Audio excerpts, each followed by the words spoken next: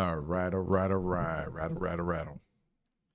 Welcome back, everybody, to the Sunday Inquisition Call-In Show. This is the show, I believe. I believe it's running. Oh, wait, did I do it right? I did.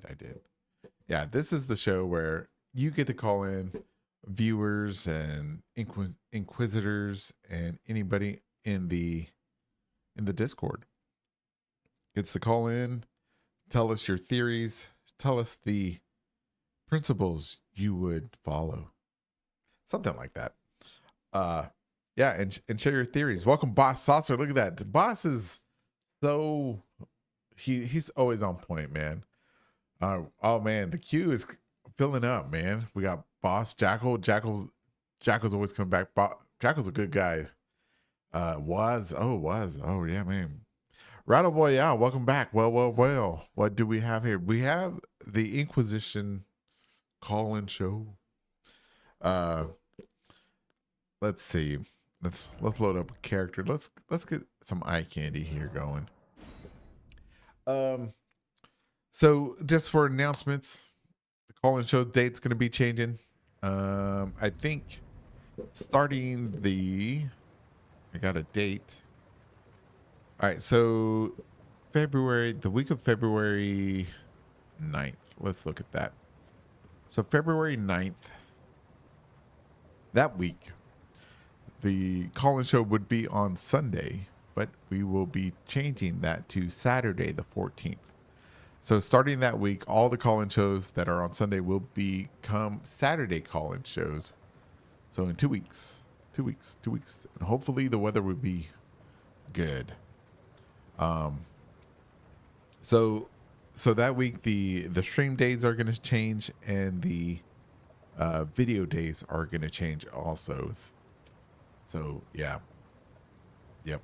So videos will probably come out on theory. Videos will come out on Sundays. Streams, oh, you know what? Yeah, no, Saturdays will be fine. We'll see what happens. So that's when my schedule changes at work finally to something different. So it'll be nice. Let's go get a nice view so we can have something nice to look at while we discuss Elden Ring. So yesterday, once again, we were supposed to have the live stream with Jack the Mimic. That's going to be postponed till next Saturday.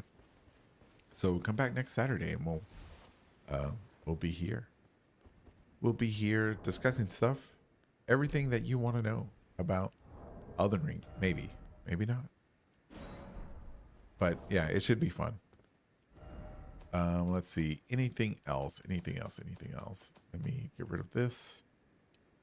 The HUD. Let's put on Veronica's gear so she looks nice. You gotta have your nice Inquisition gear when you're representing the Inquisition. There we go. There you go, Veronica. Oh no, this ain't Veronica. Oh god, I got my women mixed up. This is Albedo. Anyways, what a skybox. I know, right? Rattle's the best. Hey, Spiral, how's it going? Let's see. Oh, all right. So let's see. The question of the week we have. I have it ready. Let me set that up here. Question of the week for all the people. The question of the week is, what was America's end game for the Tarnished? So you'll be hearing answers from people that want to call in. That'd be fun. Fun.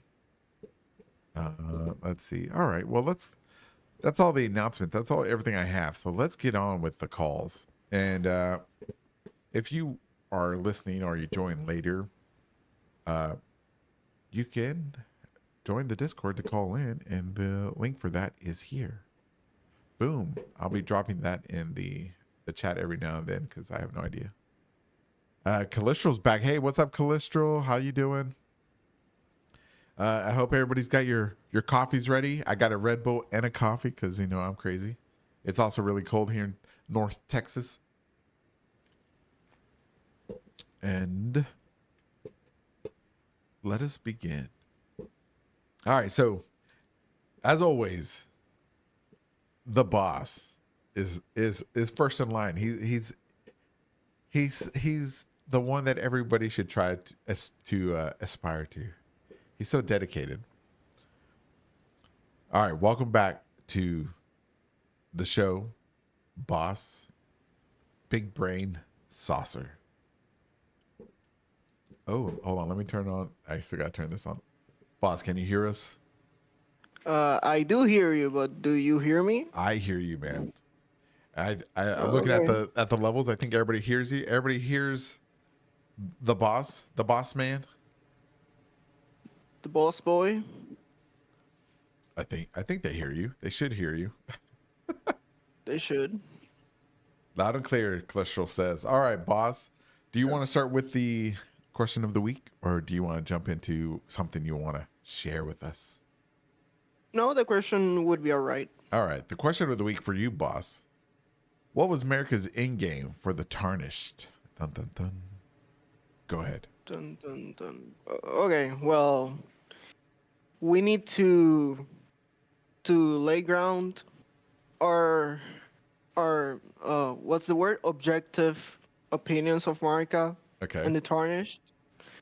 We know she made Godfrey Tarnished and his warriors to go and fight wars outside the lands between and die to come back one day. Okay.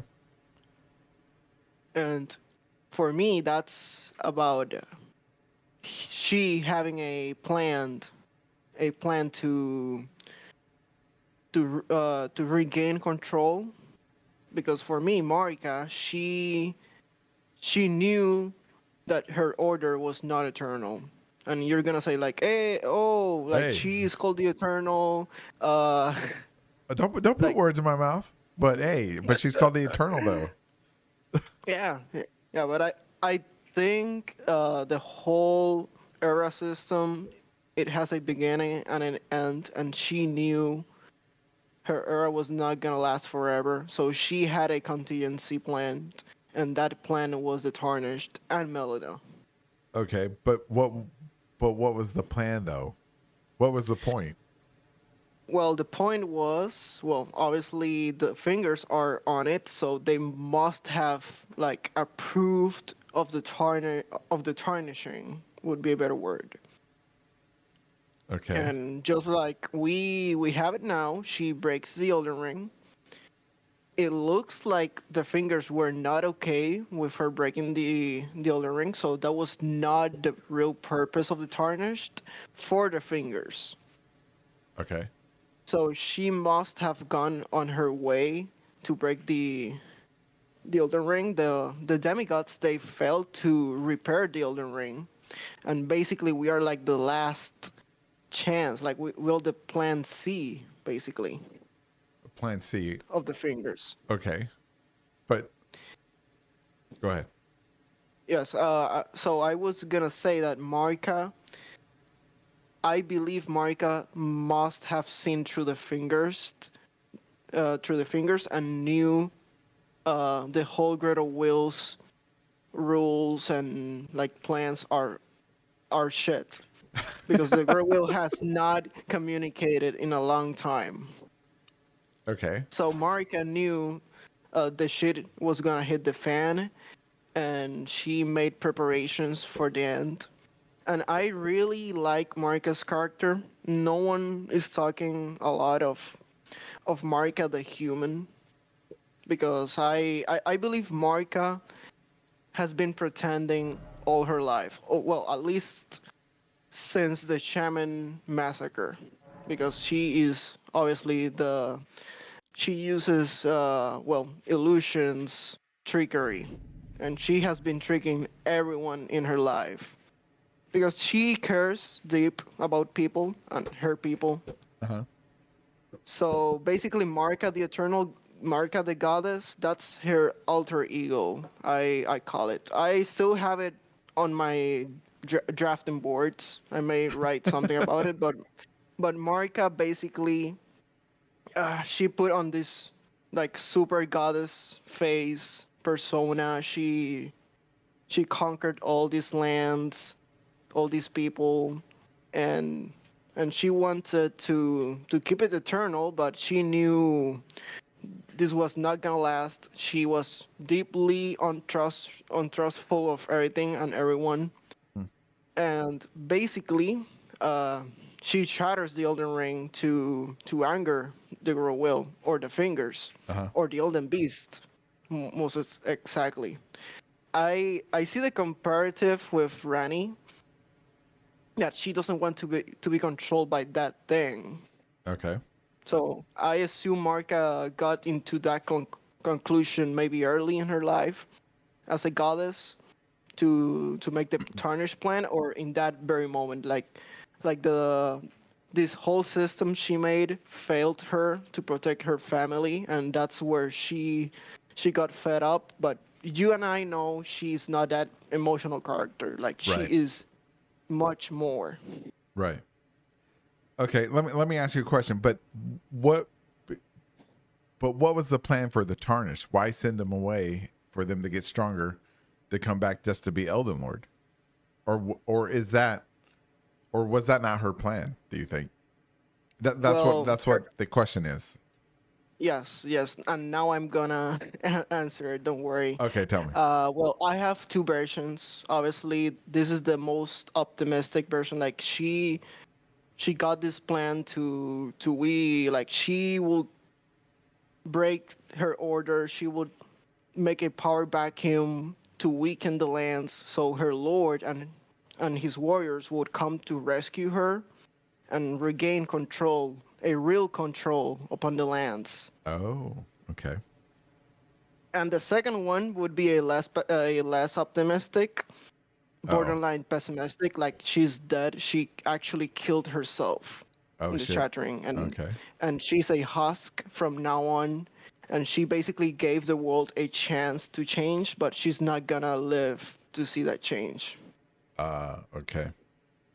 So Interesting. that would be basically the tarnished were like a a boomerang Uh-huh. plan. Like she threw them out, knowing they would come back. And she needed to make the preparation. She would need to make a something to make them come back, just like the chattering, Okay. basically. Huh, That's interesting. my idea. Okay. All right. So so the way where we are in the game then, the story right now that we play isn't her plan then, right? Because we're working for the two fingers and to be Elden Lord. So her plan didn't work out at all, did it? I guess. Uh, it kind of did because the fingers they still think uh, the tarnished are working within their idea of how the tarnished work. But Hmm. she had another purpose for the tarnished that was like getting out of the control of the fingers, and that's what we do because we at the middle of the game in Lindell, like we go off the rails of the fingers, we burn the earth tree, we kill the Elden beast. That it's basically I don't want to use the word, but Elden Jesus, Uh like huh. like the like the physical form of the girl will, Hmm. basically. Okay. Okay. So yeah, she double crossed the fingers with the tarnished, basically, and they believed they had some control over the tarnished, basically. All right then. Yeah. Okay. I see what you're saying. I see what you're saying. Double crossed. All right. All right, man. Well, that's a good answer. I like that. I like that. So Yeah, so what do you got for us today, man? well, I don't have Sally. I don't have anything that big You don't have anything that big. That's like the first time in since the beginning of these since shows, forever. bro. Episode 7. Everybody remember Oh, Boss came with nothing on episode 7, no, bruh. no, no. Oh, I bruh. still have something decent. Oh, you have something Uh, decent? Okay, I got my notepad out. I'm ready. well, I'm going to give some credit to Rattle because it's something we spoke about last night. Okay. So So I'm hoping he doesn't talk about this because I would be stealing from him. No, no, don't worry. Like it's a duo theory. Like we were discussing about something, but I hope he didn't build anything out of this because I that's one of my biggest fears. Like this guy's talking about my thing. Oh my god. But you know that everybody that has a lore theory that shares it, that's like an ingrained fear in them. Some of them do that. That Yeah. they want to express it first before somebody else does because they don't want to seem like the person. Oh, that they're stealing somebody else's idea. But if Randall did do something else, or if he did build upon it, it would be different from yours because he sees the game differently, right? So it's it would be like it's fascinating how the mind works to see where y'all both would diverge, right? Because he would be like Night Rain and you would be the base game, right? Or vanilla, or and he'd be Oh chocolate. yeah. Yeah. All right. Yeah. All I right. mean, Cool. I mean, yeah, yeah. All right. Tell But me what's yes, up. Ready. I, we were talking about how the Asian dynasty never disappeared. All right.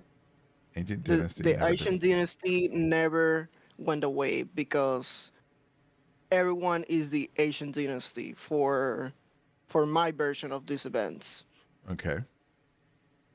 So we were discussing this with Rattle yesterday, and we were like, well, this actually comes with the last live. Like I told you, the Royal Lucaria has like some Asian dynasty pillars. Uh huh. So definitely, like they learned from them somewhat, Okay. maybe. And so basically, my theory says that uh, the Nox never left the underground, just like you said. Uh oh. And I found it actually interesting that in real life we have modern cities right next to the ruins. Uh huh. So so in my version of events, the Nox are like living right next to their own ruins or of their ancestor ruins. Oh. But technically, they actually branched out. Really, like everything, like a lot of people is related to the Asian dynasty. They could have like common ancestors to like different civilizations feeding the same civilization. Okay. Like, let me get my whiteboard. Okay. Get your I, whiteboard. I yeah, I have a concept I'm of ready, different bro. lengths we can do. That's right. The Inquisition whiteboard. Everybody that joins the Inquisition gets a complimentary whiteboard when you buy it yourself. Yeah, let me have it here. So basically, we have the Asian dynasty, Okay. and in another theory I have in Discord, guys, check Discord if you're not in it. Well, basically, I said the horn scent and the ancestral followers they have the same horn topic about spirits, but the Horsen took it more like personal, like they want to be the horned ones and they want to ascend, while the ancestral followers they venerate this giant ancestral spirit and they venerate them. They don't want to be them. They just follow the creature itself. Okay. So that would say that Asian dynasty produced both the Hornsent and ancestral followers Oh, in okay. some way, culturally, genetically, it would not matter for today. I can even look into it. We can I I can spiral out my mind trying to have a physical answer.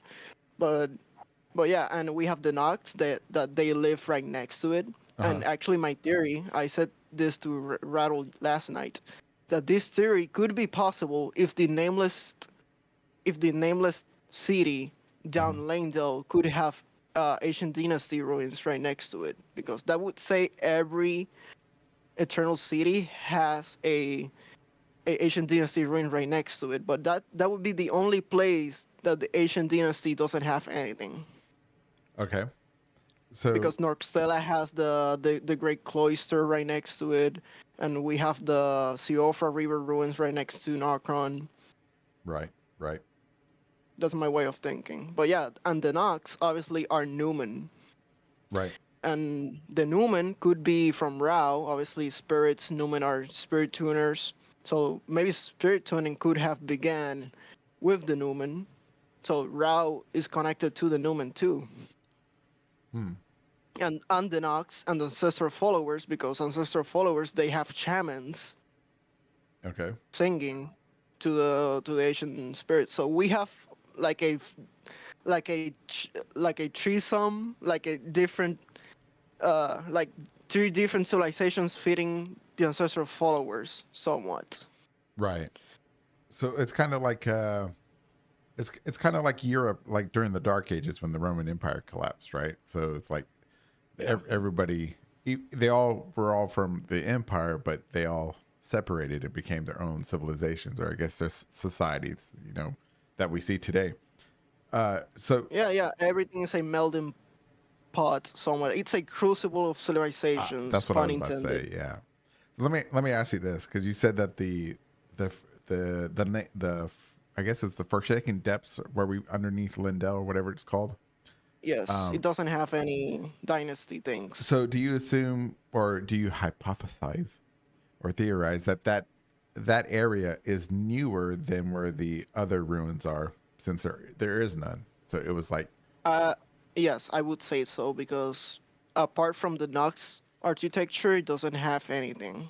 okay, So no one else before the Nox would be there. all right. So do you also think that Lindell may have been a Knox, A or Scion, yeah. per se. I mean, we have Lower Langdell that looks like Celia, and Celia have relationships with the Eternals, and we have Ordina up in the north Hmm. that may look like it's alone there. It doesn't matter exactly, but we have the giant pillars of stone of the ancient trees, and we have ancient followers there too in the Mm. snow. That well, funny enough, I was gonna say a comment that Texas now looks like the consecrated snowfield. What- It does. It does look like that stupid winter vortex. but yeah, but yeah, even Ordina has like ancient followers near and spirits. Yeah. So it's not far fetched that we have like four different peoples feeding a single one out of them. Like everyone is related that much. That's why I call it the eternal dynasty, because everyone is from the if you look hard enough, everyone is from the same stock somewhat. Right. And let me ask you something about that, though. Let me ask you something about that narratively. Yeah. So let's say your theory turns out to be true. Would that disappoint you, learning that everything is just all from one person, or not one person, but one civilization?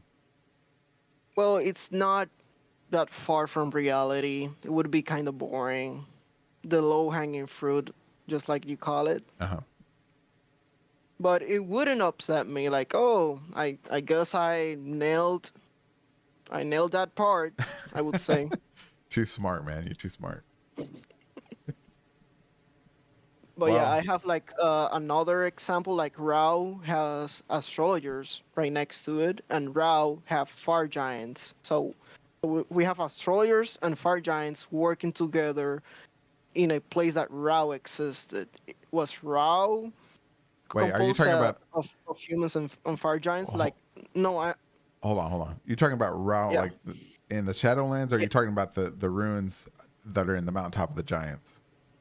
yeah, the ruins that are in the mountaintops, because I call them like the Blackstone ruins are Rao basically. Okay. I just wanted to make sure. I just wanted to make sure. Okay. Go ahead. Oh yeah, don't worry, don't worry. Yeah, I call it all that Rao and that Rao ruins. Those Blackstone ruins are where the Far Giants and Destroyers are.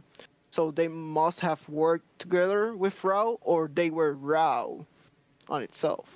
Like the giants were the So original basically, inhabitants. yeah. Well, Fire Giants and Astrologers, because Astrologers they just live in the mountaintops. They didn't come from anywhere else. Okay. Oh, So okay. we I see have what you're saying. Rao coming out of the astrologers and fire giants, or them going out of them. And obviously Rao from the Lands of Shadow, we have the goddess statue, could be the Glow My Queen, Miranda, or even Marika. Who knows? Who knows?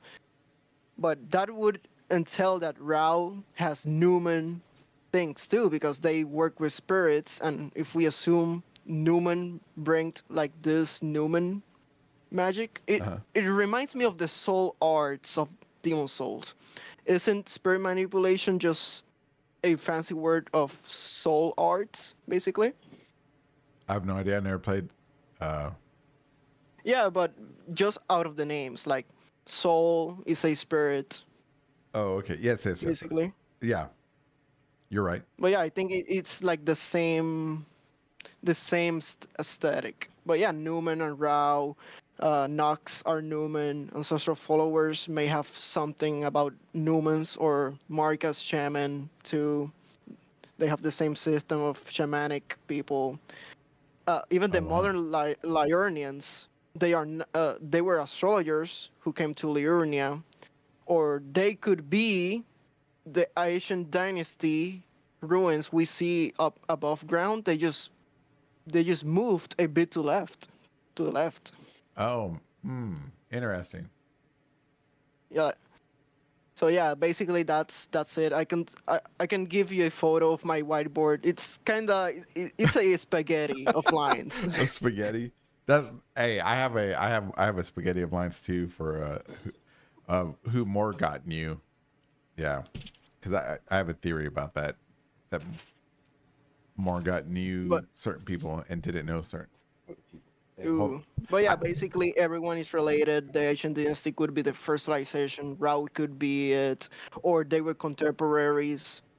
But yeah, everyone is related in my theory. The eternal dynasty. Everyone is the eternal dynasty. Okay. The Eternal Dynasty theory. Nice. Yeah. I like it, Yeah, man. but yeah, kudos to Rattle because I was discussing this with him. So So do you think we'll? he doesn't like to have like like credit, but he's a great guy too. Oh, dang. Don't let him say otherwise. He's a great guy. Do you think that we'll get a different version of this story if when it his turn to get on the show? No, I was just guessing. He must have something far better. Oh, you know This he's was just like some conversation we have yesterday. But oh, okay. I mean, if he wants to talk about this, it's gonna be far better than mine version. We'll see. Just saying. One of these shows we'll have to get you both on here and have y'all debate each other.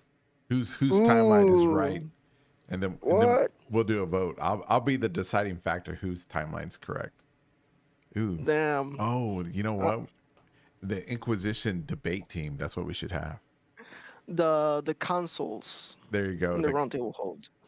That's right. Oh man, that sounds good. We'll start brainstorming something like that. Maybe we'll see what happens. All Who right. knows? Who knows? Well, But yeah, what? Anything else? Or are you good? What's up, man? Tell me. That's pretty I good. think I have my fill. Don't worry. Don't Really? worry. Okay, fine. I'm gonna give the ball to the other guys. All right. All right, man. But yeah, I like it. I like your theory. Thank you for coming on the show again, man. It's always a pleasure. It's my pleasure. Don't worry. But see you guys later. All right then. That was Boss, everybody. Big Boss coming back at you with the best. The best lore theories. Better than mine, I think, sometimes. Every time. All right, so anybody that's watching that's not part of Discord, you can join the Discord, get in the queue if you want to discuss Elden Ring, share your theories and stuff like that. Yeah, you just have to join the Discord and get in the calling queue, and then we'll put you in. Let's see what else. Okay, let's see. The next person in is going to be Jackal. Jackal, a returning caller, also fantastic, very intelligent, very intelligent. He also doesn't believe that Roger is a liar, which is okay. We forgive him. It's all right. It's all right though. We'll see what he's got to say tonight. Boom, boom, boom. Welcome back, Jackal. Hello, hello, hello. How you doing, man?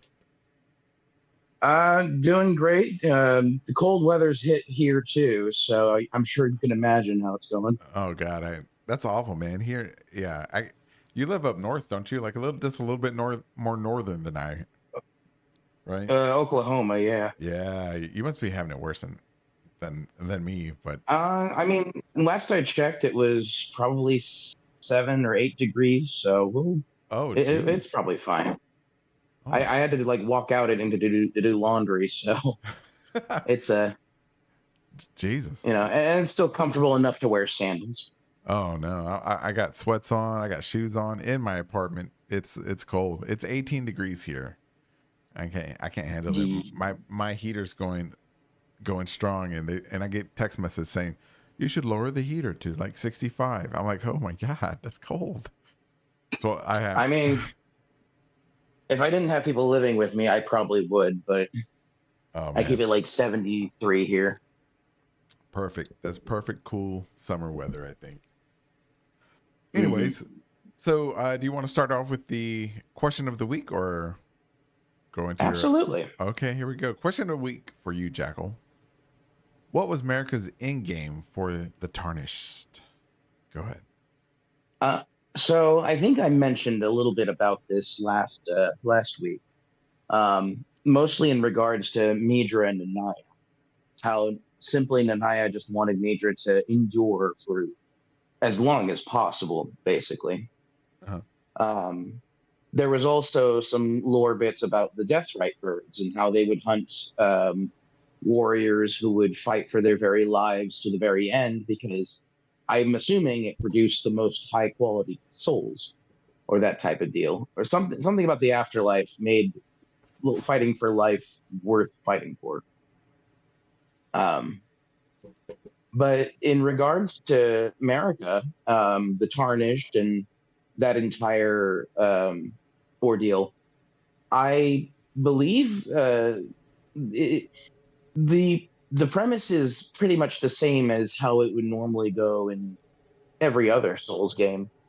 Um, the I forget where. I think it was like a video about somebody reviewing, talking about the Dusk Bloods, but essentially the entirety of Souls games is more or less a tournament Okay. to simply see who can be king of the hill for the longest term possible. Mm. Oh yeah. Um, That's. Oh yeah. That. Yeah. Wow. Okay. Yeah. I never thought of it there, that way. there was the Tarnished Archaeologist video talking about how divinity and marriage was almost sort of an interchangeable process. How the Hornsent had a divine couple that they made the monuments of in order to usher them through the gate of divinity that America pretty much intervened in some capacity, though as to what and how, it's still debated. But I think in in regards, okay, so when America sent away Godfrey and the Tarnished to die somewhere else so they could return later, I think that was after the events of the Age of Plenty, Okay. where the Erd Tree simply stopped giving away its delicious golden sap. I think that something within the primordial law had either changed or altered, and America more or less realized that maybe her reign as the Eternal was not going to be eternal. I think she knew this was going to happen a long time ago, but all of her, I don't think the Tarnished were all the eggs she had in the basket, more or less. Oh Um, really? Okay. yeah, I think at least the demigods may have been also part of a contingency plan to at least wrest away control from the fingers. I think America and the fingers diverted ever since the Age of Plenty, and she's only had to like tolerate them so far. Oh really? Um, Okay. so, something between you know her having gold without order, and then the Elden Beast arriving and imposing its will, and the Elden Ring taking the form it did. All of these events might have been just a series of chains of reactions that ultimately drove America and the Fingers apart because they used to be allies. Right. Um, so I was also looking at the various demigods, and something in me struck like maybe each of them embodies an aspect of America in some capacity. Ronnie would embody America's like secrecy and like deviation from the course to pursue her own path. Um, Rykard could probably embody her ambition to challenge the very heavens itself, as she's more or less doing now. Radon may have been America's wanting for eternity to things to just perpetuate as they are, given his like clinging to what's his name, Leonard. Okay. Um, Godric, I think, represents America when she was at her weakest. Just a little village girl who was swept up into everything and ultimately seizing every opportunity she can to maintain power. Oh, wow. Okay. Um, Yeah. I think Melania represents the version of her that is more or less being thrust into a divine destiny that she ultimately may not entirely want or has no control over. Um, I believe Mikola may represent America's need to correct a path by severing parts that may have seemed necessary before, but now are no longer compatible. Um, Morgoth is more or less America's um, approach to duty, in a sense. I Mm. feel like her willingness to maintain the practice of tree maidens or shamans may have like continued with Morgoth's dedication to also protecting a tree maiden. Oh, okay. Um, Moog is a sense that America is deviating and has secrets within secrets as well as her connection to the land of shadow. Um, but ultimately, to not deviate too far, I think there was just many opportunities America wanted to create to change the current structure because she couldn't have the age of plenty that she wanted. Mm. Okay. But the end game really is just to put a new lord on the throne without the will of the Fingers. And ultimately, that became us. Oh, okay. Hmm. Interesting. Okay. Without the will of the fingers. What about, so would it also include without the greater will as well? It would just be somebody out of So her actually, ranks. there's something I wanted to touch up on the greater will. Okay. Um, because I notice a lot of people seem to differentiate the greater will from the one great. But it is my understanding that the greater will is what's left of the one, great, or at least what's left of the controlling cortex of what would embody the one great. In the same sense, if I was the one great, then the greater will would be my head after everything else is fractured, if that makes sense.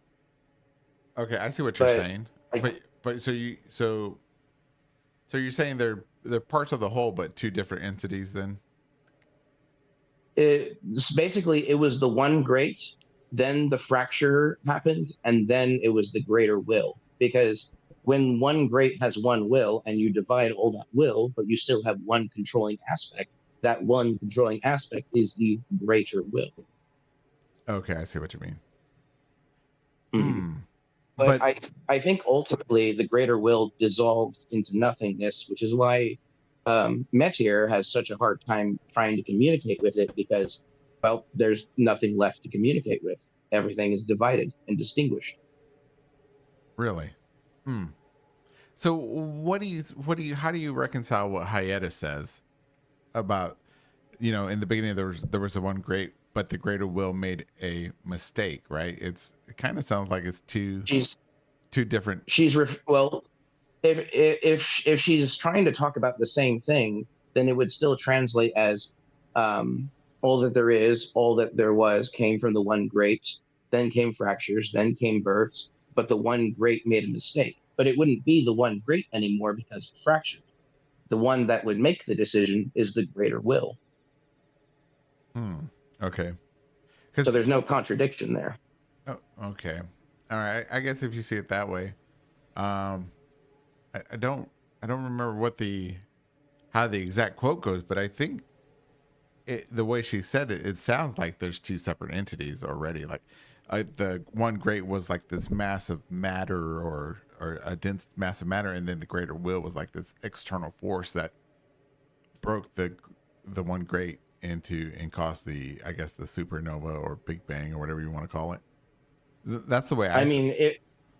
that's the way I I saw it. mean, the greater will would still, like to continue with the analogy. If I was the body of the one great, then the greater will would be my head, the one that's making the decisions. Hmm. Okay. So he Because basically if my hand started acting independently of me, then that is a fracture. But the rest of me is the main control. interesting. Okay, so it's okay. So I understand that it's like one giant and a celestial body, I suppose. I don't know what else to call it. That Hmm. that and that broke apart, and the greater will is the I guess you could say the consciousness of everything that broke apart, and then everything else that broke apart became its own thing. I suppose you could. Is that what you're saying? If I'm Yeah, understanding it's correctly. it more or less that the greater will is the main consciousness, and even that continued to break apart. Okay, and so In fact, I think that's even where the Elden beast might have stemmed from as well. oh, really? Okay. Okay. And so the greater will, so in your theory, the greater will is now ceased to exist or just, so It yeah. has become everything else now. Okay. Wait. What do you mean it's become everything else? Because the greater will might have been the most amount of the one great that's still maintained, but then since there's silence, since we can't find, since not even Metier, who would be able to look through void space to communicate with it, can even get a message, there probably might not be any greater will left. I see what you mean. In Okay. fact, the last known act the greater will had been said to do was the falling of the golden star that would later become the Elden Ring. Right. Okay. Huh. Interesting. So, oh, I guess, you know what? That makes a little bit of sense to me, about what you said that because I was going to ask, in your theory, I guess you believe that Machir can still communicate with the Elden or not with the greater will, I suppose, from the Shadowlands. And I always believed that her being in the Shadowlands had cut her off from communication. You know what I mean? But if he's already, Maybe, but but you make a good point that's saying that that she should be able to communicate because she teleports in that black hole or whatever it is out of reality. exactly. So why And would it stop her? her ability to just conjure those might make her position in the shadow realm rather irrelevant. Right, exactly. Okay, well that's oh man, yeah. I'm gonna have to smoke on that one now. Now that you brought that up, that makes a lot of sense. Let me write that in my notes here. But Uh, to undeviate from the track, I believe ultimately Marika's endgame was to free her shackles of divinity that the fingers essentially placed upon her, and basically have a land that's healing and set right from her own mistakes. I believe Marika was trying to correct herself. oh, okay. Hmm. But in like true George R. R. Martin fashion, uh, since she does have like crazy Valley Girl energy, she did it in the most Cersei Lannister way possible. Damn right. Hmm. I like your answer. I like your answer. I like my answer too. Thank you. Yeah, especially the what'd you say? Valley Girl energy. I'm Yeah, gonna use that in my next America's video. mad Valley Girl energy. Valley Girl energy. I like that too. I've lived in California too long to not be able to recognize those patterns. Nice. Valley Girl energy. Awesome, man. Okay, fantastic. Fantastic. All right, so what do you have for us today, man? So I've been looking at a couple of things, mostly at the ruined forges in the Shadowlands. Uh-huh. Um, a few small theories popping up here and there. One that maybe the ruined forges might coincide with the beginning of the um, what are they called? The ancient dynasty. Okay. Um, there's a lot of connections between the horn scent, the beasts of Farum Azula and the dragons, as well as the people who became the Nox. That's led me to believe that maybe they all might be descendants of the ancient dynasty. At least maybe not Farum Azula, but the other two probably. Um, there's a theme deviation of between flora and fauna, which is plants and animals, that the horn scent represents the animal part, whereas the people who became the Nox represent plants, or I guess the shaman in that regard. Whereas eventually, like the tree and beast sigil representing the union of both Horalu and Marika to unite tree and beast, since Horalu was a very popular guy amongst the horn scent. Um, oh yeah, and the ruined forges. I think Hugh might have originated from the Shadow, or the at least one of the locations in the Shadowlands. Really? There's a plethora of demi-humans hanging outside the ruin, the the forge of Starfall's Pass. Oh shit, you're right. Um, I think that's where he learned how to smith. Uh-huh. Um, and I've also been inquiring as to why the forge golems have hair. And Wait, not just hair, but what? like white shaman hair. Yeah, the big old chunky golem boys in the ruined forges that can shoot their hands at you like rocket fists. Would they They have have white strands of hair. like on a belt or like on their No, on backs? their heads. On their head? Oh, Yeah, whoa. they have shaman like hair. I'm gonna have to look at that. Shaman here on.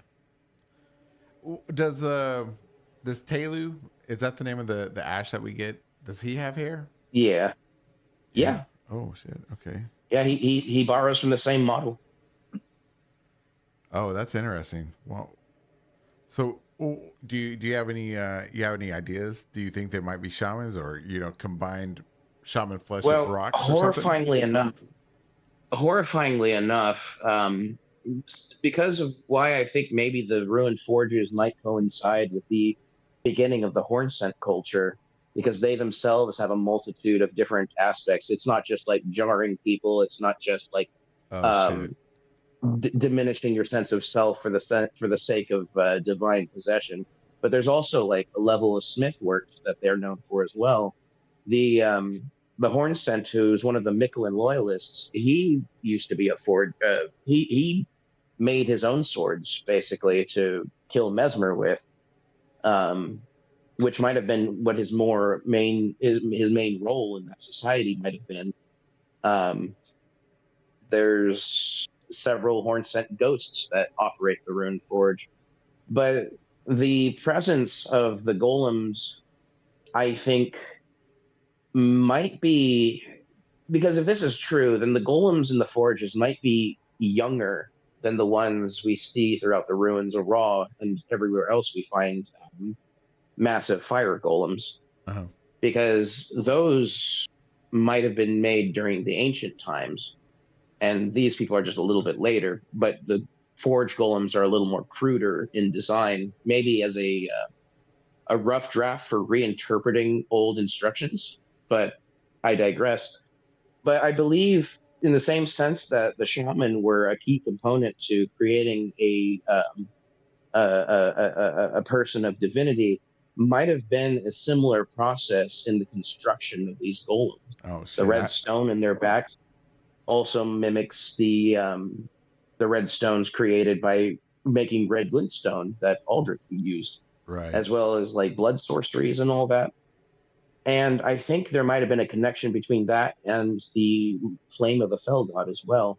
But I'm still looking into it. I was really hoping you weren't going to go there because as soon as you said it, I thought, oh my god, they're using horns. They're using shamans slash Newmans or whatever for multiple things.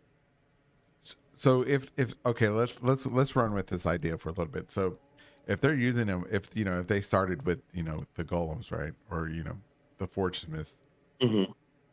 did, oh my goodness. Okay, so that do you think that the entire race of Newmans or whatever shamans were basically like the building blocks for the Hornsent? Like, could Anir and Lim, all those bodies that we see hanging out of the top, could those be Newmans too? You know what I mean? Actual, a lot of those are actually horn scent as well. It wasn't just the Newman. Okay. In fact, the presence of the snakeskin implies that maybe they even used a lot more than just those two as well.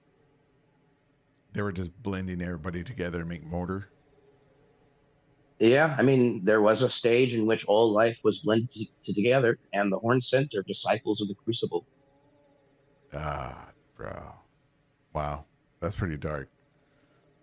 You know that Yeah, welcome to Elden Ring. that makes the plight of the shamans even worse, man. So imagine like a whole race of just slave race just used for building blocks. That's that would be awful. That would be that would explain why. I mean, I would send Mesmer too to cleanse them up too.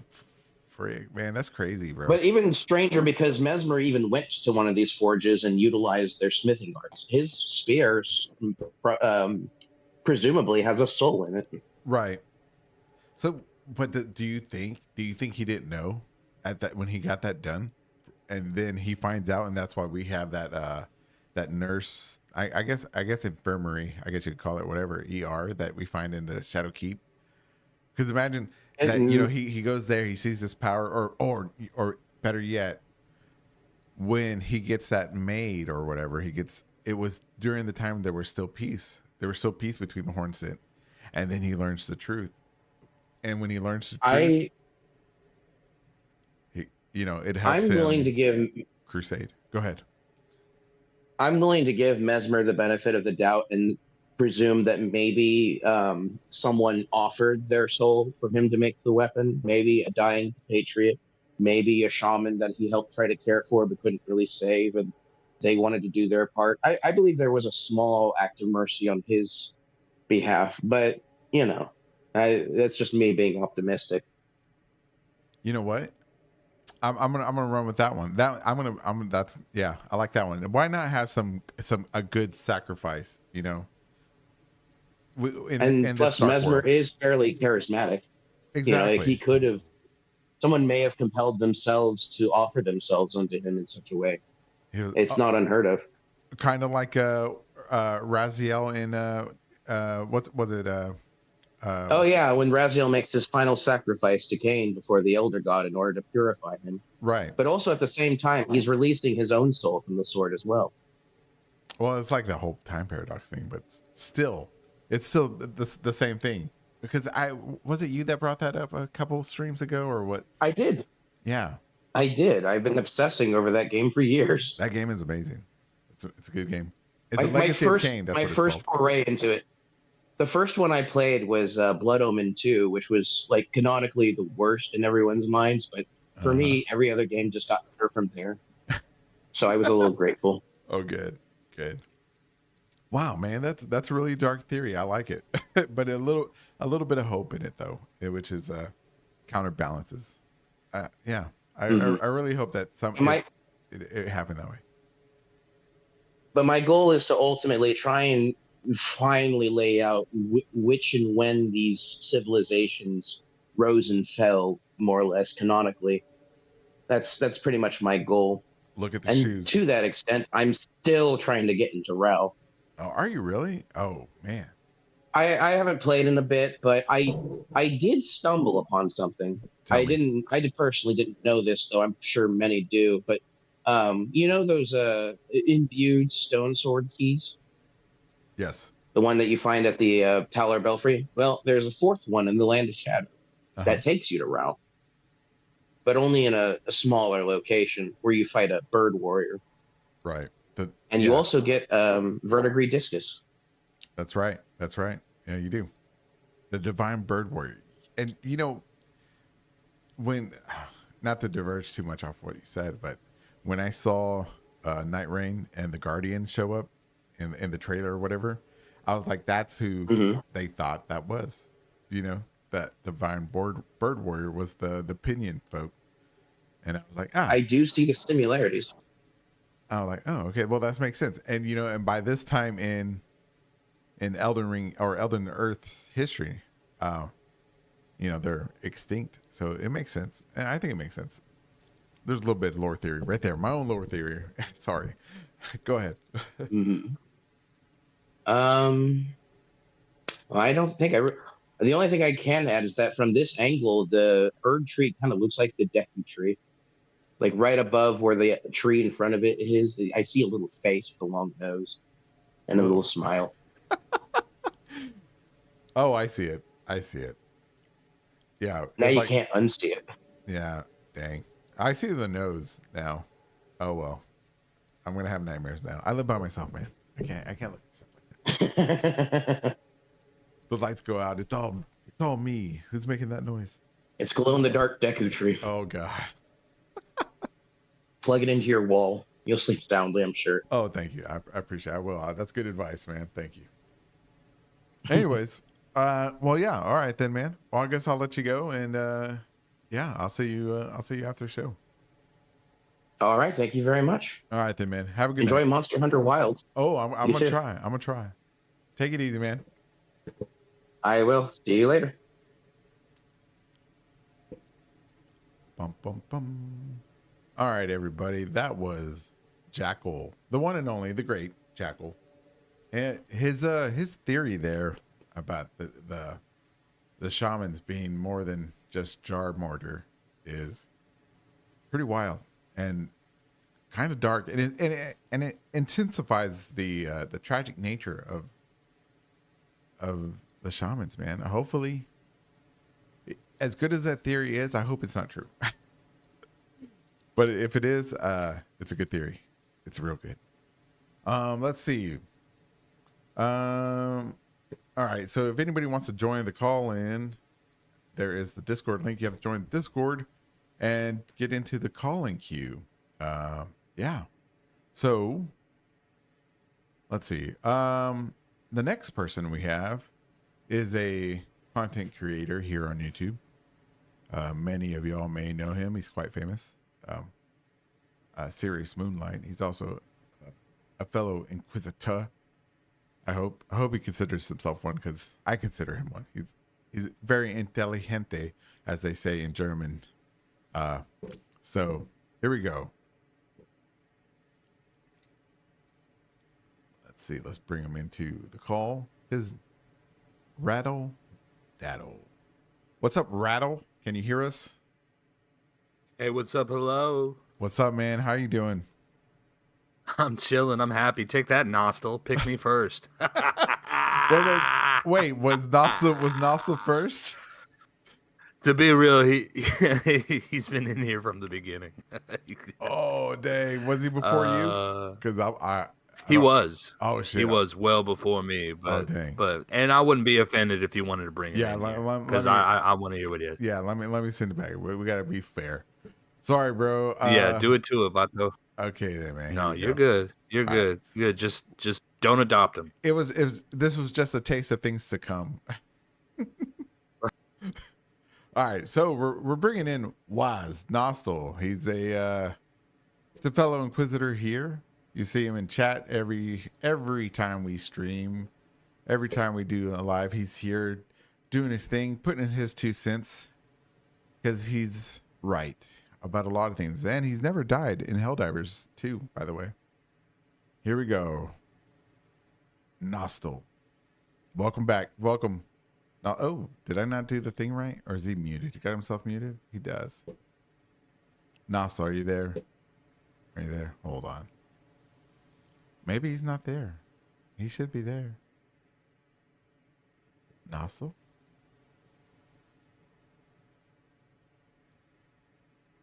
Let's see. Boom. Nostal. Nostal, are you there?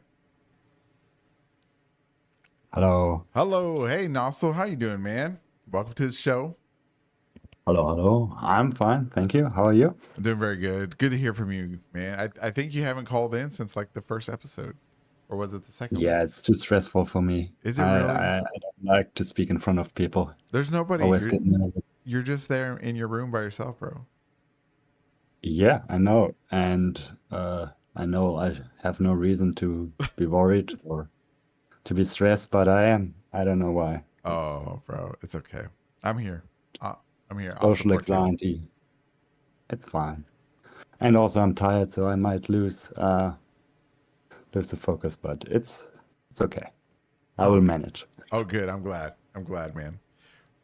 Would you like to start with the question of the week? Yeah, basically I just want to answer this Okay. question. Okay. I can. As All good as I can. Okay, here we go. The question of the week for you, Nostal. What was America's end game for the Tarnished? Go ahead. Yeah, for the Tarnished. I assume you mean by the Tarnished General? Tarnished, right? Yeah, the Tarnished. Not just the player character? Okay.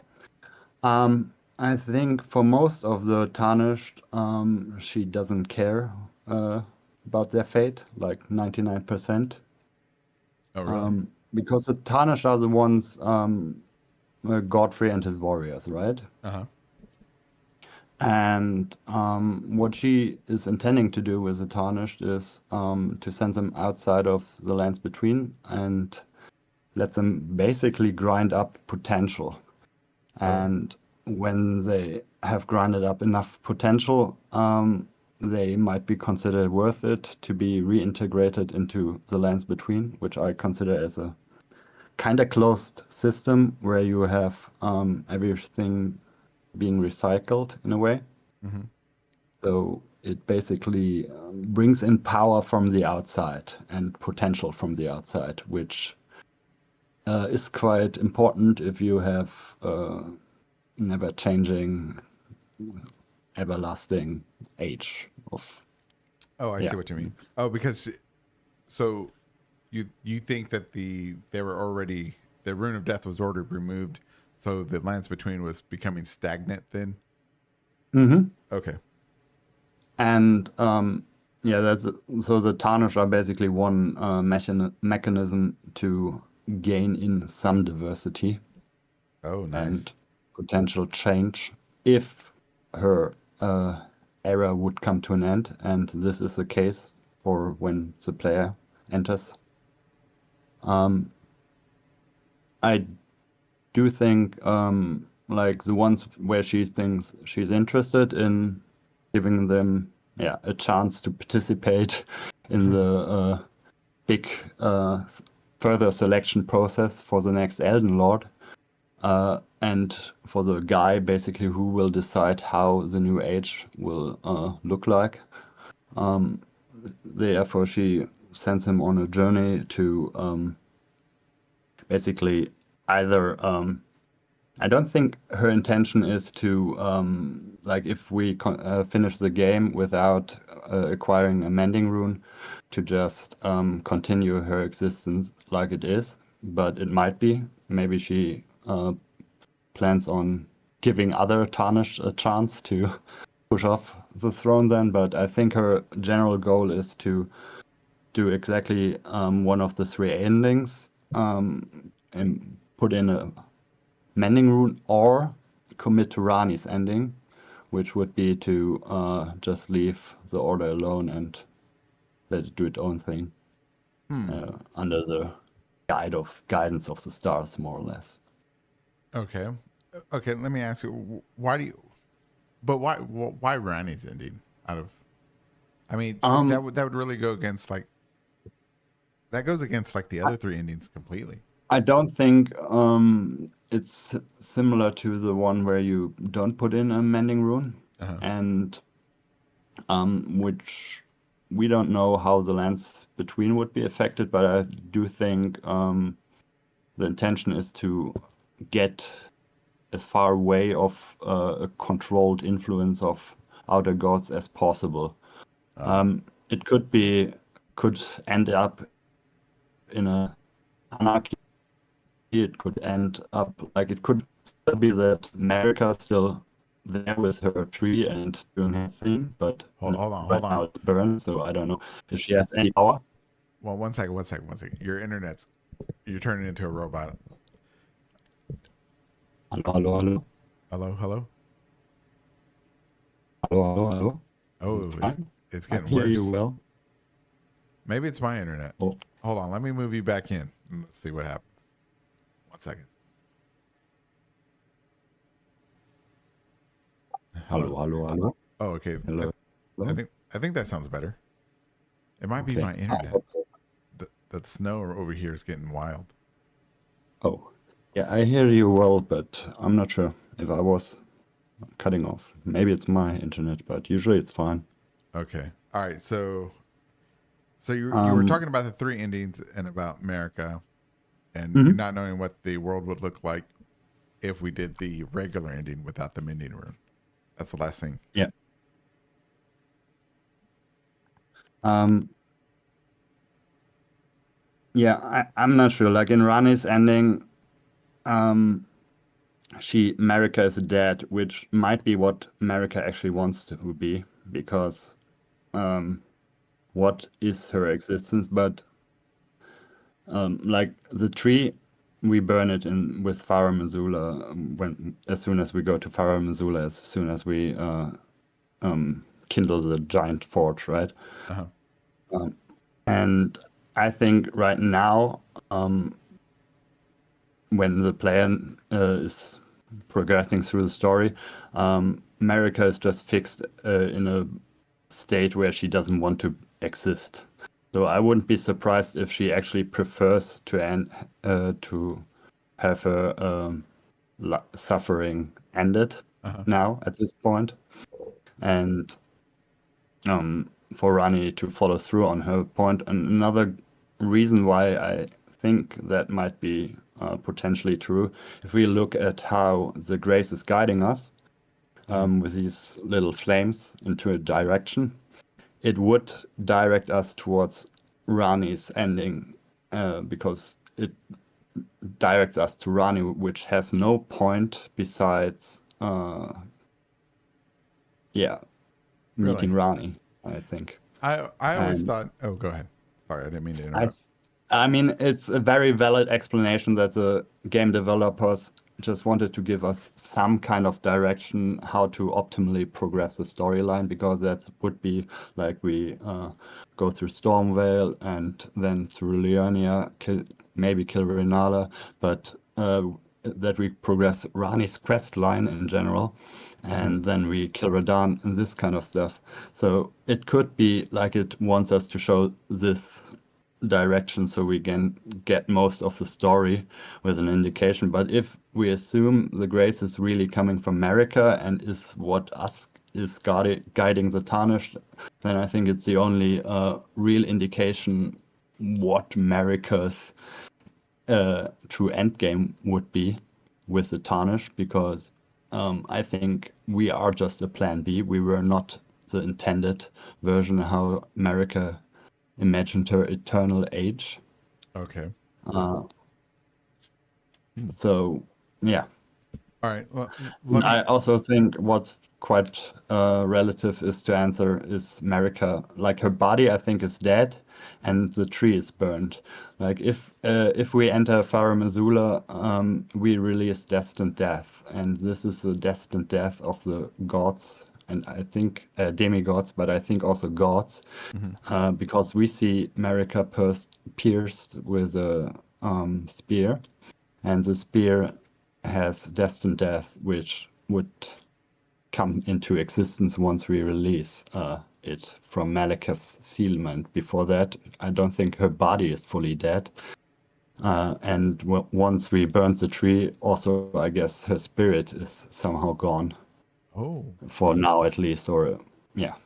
Okay. So, yeah, I think the most likely outcome for what she wants the Tarnished to do in this case is to kill her with Rani's ending.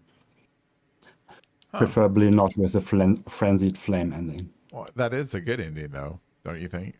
The real ending. No, I don't think that at all. You don't think I that at don't. all?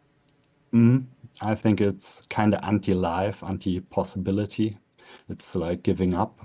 But I think Melina is one of the people who guides us who is being from the lands between. We are not. We are a player, and we enter a character who's also an outsider.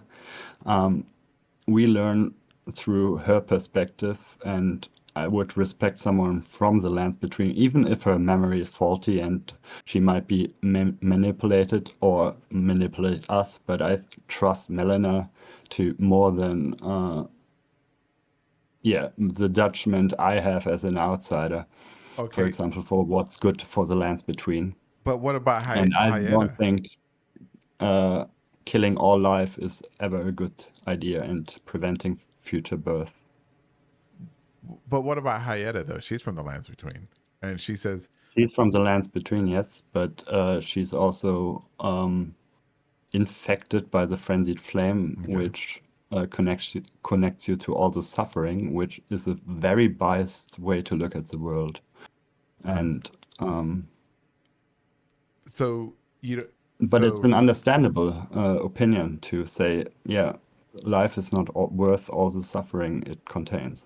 but I do wouldn't it be share returning that life idea, to its original state, to its true form? Hmm? Wouldn't the frenzied flame be returning life to its true form, back to its original state? No.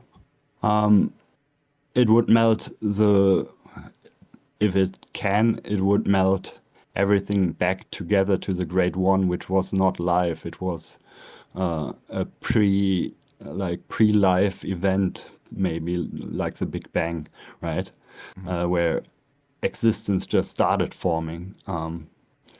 So that's like saying humanity was a mistake. We nuke everything and say let's melt. That's good enough. Like we return to the Great One. I don't think that's a valid option. Even if the fictive world we experience appears built on exploitation, violence, and lots of suffering, I don't think. I never I agree with you. was driven towards a frenzied flame ending for that reason. Yeah, I think the frenzied flame. I used to think it was the best ending, but after the long contemplation of it and critically looking at the cutscenes and stuff, Sibiri and Hayeta and all of them, they're liars, and I've realized. So let me ask you this. Let me ask you this about Ronnie's ending. So, do you think Ronnie's ending's the good ending then? To me, it feels more inclined with my personality because I don't feel very authoritative. Like I don't feel like I am in the position to tell others how to live their lives, how to act, and make decisions for themselves. I don't want to get myself in that position. I would never want to be Elden Lord in real life. So I think it's a great it fits my personality best. And yeah, maybe it's misinterpretation, but I felt like it was more or less intended from the game and from America to lead us there. But this might be an interpretation of what the developers intended with the guidance of grace. Interesting, because I always thought they guided, the grace guided you to your next target to kill. You know what I mean? To It prevent. does, yeah, sure. So if it's But pointing it to also Ronnie, guides you towards Rani's rise, and right? its Where you, places, and who is where, there to kill. well, I mean, you can't kill her, but you can try to kill her, and you can prevent her from having her ending, right? So it's because maybe Yeah, but you can also do that by ignoring her. exactly, right. Yeah, I mean, there's a the little bit game of could freedom. also send us from Stormwell directly or to Rodan, or I think you can already skip Stormwell, right? Go Yes, to Rodan. yeah, you can. You can skip Stormvale. You could kill Renala, ignore Rani, and finish the game. I think you can. But also you would miss out on any of the story and have probably no chance at getting in one playthrough any idea what's the relationship between the characters. And you can't get married. Oh yeah. I mean, yeah. So it is a good ending. Yeah. We finally get a maiden. I mean, that was the goal from the start, right? When Oh Varys yeah, that, insulted us, you're maidenless. I mean, that's another hint. Like Miyazaki wants us to feel maidenless, and then I need to compensate on that, and then we find Rani in her tower, and like, oh, you know, gotta understand what he's doing with us. Like, oh, I it's understand not now. It's it's Varys' job to make us desire a maiden, there. You go.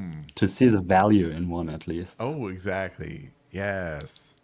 Then why not? Then why not marry Melon, man? Dang, dude. I mean, I Prevent her would, from. but You could she do. burns herself. You could do And like a Vike thing and the not. spirit. You know. Well, wait. You I can't mean, do a we Vike. have an intimate relationship unless you and her, but Well, we it's talk. It's a grace, fire, whatever that is. yeah. You share your And emotions, your ideas, yeah, principles. very so. Interesting.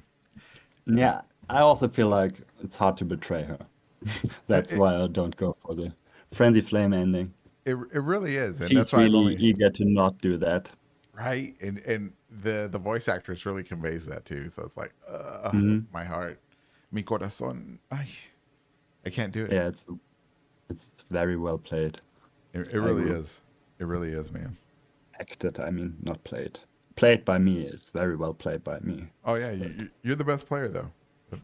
yeah, yeah. Just had to confirm the rumors. Yes, it's true. I've never been killed in Helldivers. You can stop with the speculations. But yeah, Oh man, I think you got a question, or we got a question.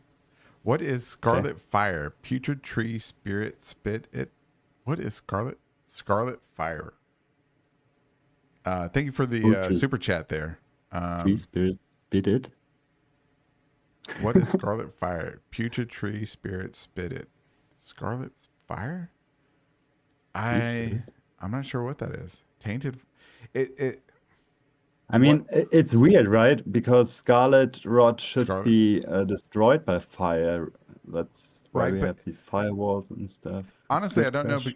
Yeah, because scarlet rot is it's something that's very. It's very interdimensional, I think, because it can infect. It's trying to infect Radon's Elden rune or Great rune, and his. So it not only does it infect like spiritual things, or I guess spiritual things, material things, and I guess realities. So if it's infected a fire, it that's bro, I don't know. That's a good question. That might become the question of the week. Evil sorcery. But it's one of these putrid tree spirits, these monsters, which not Godwin made a beautiful drawing of one, or is still doing one. Oh, he is. He looks already very good. I'm not sure if he's finished by now, but He's a good artist. I'm gonna try to commission something from him. yeah, we have a lot of good artists on the Discord. We should really make a channel extra for them Oh, you to should. express their art, to show it off. Next time To you be get criticized by a German. a German, well, next time Spiral's around, we'll get him to make a channel for that, or a category for art. Yeah, because there is a lot of good artists here, and man, Indeed. it's really neat. I think it'd be really good to see something like that. Let's see. Hold on. Let me see. There's a follow up. Let's see. What is scarlet fire? The tree spirit spit it like the golden fire. What I mean is, why is fire and scarlet rot like the golden fire? So it's like the scarlet rot is a godly power, like the golden shrine of the fire that Placidus sex uses. Right. It must be, in essence, if the scarlet rot must be like an affinity that we don't know how to use yet.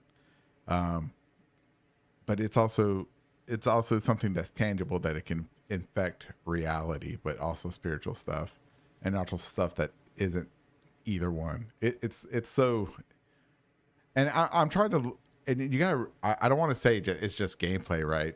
You know, gameplay mechanics, because there is a lot of different types of fire in the game, but I think that's a cop out. So it must be something so beyond normal understanding of what it is and how it can affect something. You know, a divine I don't plasma. know. Yeah, I still don't understand the question, to be honest. I think it means if there's a fire that has scarlet rot, a scarlet rot fire, kind of like Placidusax golden flame. It's a fire that's whatchamacallit, Mhm. that's divine. Like ghost flame, it's cold fire. It doesn't make any sense. It's a fire that has an affinity to it that it Yeah. shouldn't. So if it's fire that has rot, uh, it's kind of Yeah. it's a good question. I also talked about Not Godwin, about the relationship between the bell-bearing hunter Uh-huh. and where he's from. I can't pronounce the name. Something EU or Cleoid. I don't know. Where they have these weapons and they are coated with this.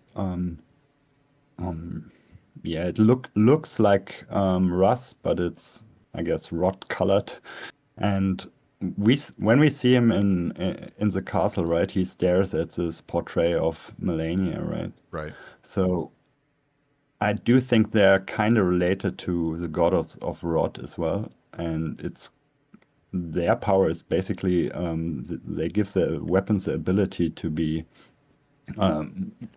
telepathically or psychically moved. Like they can move the.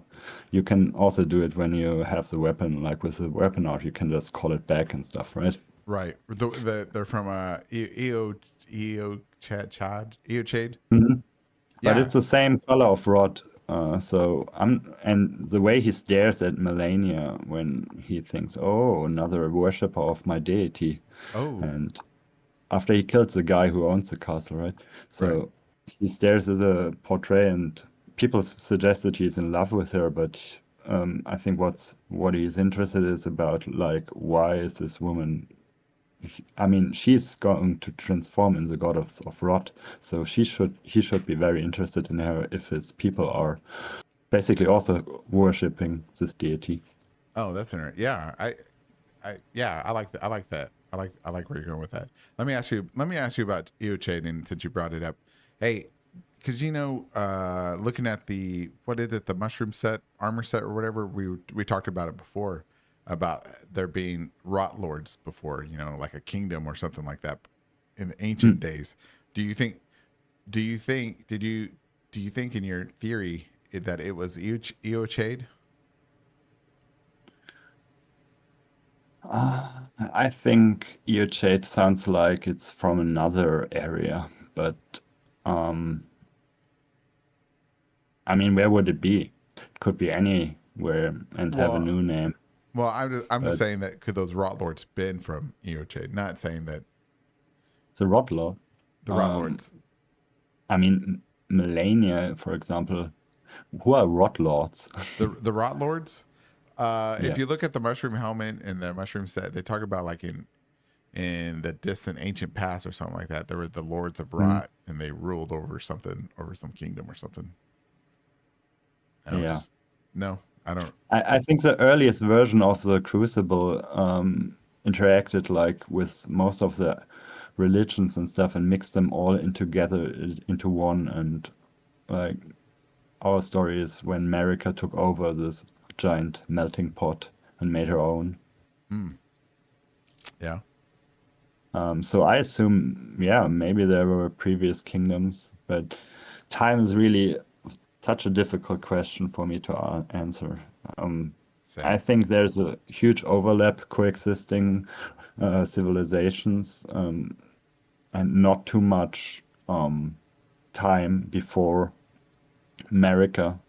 I think we would have more random civilizations and more difference in architecture if we are supposed to think that. But yeah, Yeah, in general. Interesting. Okay. It's difficult to answer. It really How is. much time has passed? It really is.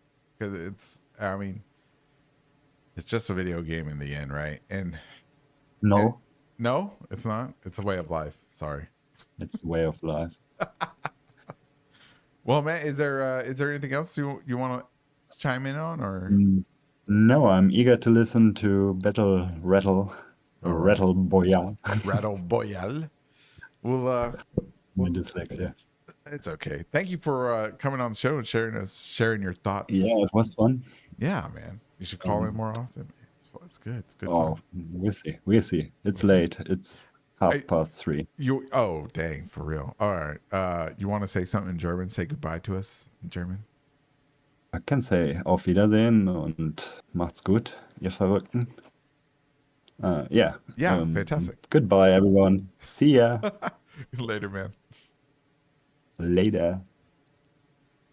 That, ladies and gentlemen, was the one, the only Nostal. He's a good guy. Very intelligent. Too intelligent for his own good sometimes. But he's a great guy, man. He's a great guy. Everybody should say hi to him when you see him around. I can't believe it's 3:00 for him. Let's see. If anybody wants to join the Discord, here's a link. You can join the queue tonight, or you can join the queue for next week and share with us your thoughts, your theories, and the principles that you would live by. All right, here we go. Let's get Rattle back in here. Rattle, otherwise known as Serious Moonlight. His channel is fantastic. Check it out. Fantastic channel. Anyways, are you there, sir? Hey, Goldie, ¿qué pasó? Nada más. Oh, wait, that's wrong. Not much, man. How you doing? Gay way? I'm chilling, bro. ¿Qué? I'm chilling. Oh, man. Good to be here. Nasser did a great job. He did. He did. I do feel a a good little. job. I feel a little bit awkward. Boss took all of my materials, so Oh, here I'm snap. just playing. I'm just playing. Oh, he was worried about that too. I told him not to worry, but he took it all. I know. I heard that. I don't know why he felt that way. I mean, he was rapping the whole time. Like he was in the driver's seat, and I'm just like, yeah, Yeah. you right. Yeah, you right, dog. Spit. But Yeah. he's a really nice guy. I definitely don't deserve all the nice things he said, but he is a workhorse. He is constantly putting stuff together in the Discord for people to like look at and think about. And I don't know, man. He's a champion in my really mind is. and heart for sure. Yeah, he is. He's the backbone of the Inquisition. He's the blood. He's the heart, the corazón. Yeah, I wouldn't dream to argue. You got some really good people over there. Oh, a lot of great people, man. It's a great community that just came out of the ether. You know what I'm saying? It was just. Well, yeah. I mean, It was fate. It was fate. you got a good show. You got a good place for people. You got a good round table for us Tarnished to hang out in and talk to each other. It's good energy. It's good energy. Thank you, man. I appreciate it. So, sir, do you want to start off with the question of the week? Yeah, sure. I'll do whatever you want me to do, my All guy. right, man, I'll be cool. happy to field that. And I saw Not Godwin in the call-in queue, and I gotta say, I love that person's outlook on things. you? So I'm not gonna yap too much. Yeah, I definitely want to hear what he has to say too. So I won't take up all the chat's time. No. We got 30 minutes, and you got 15 minutes. Y'all both get 15 minutes. All right. All right, here we go. All right. All right, here we go. I'm ready. Question of the week for you, Serious Moonlight.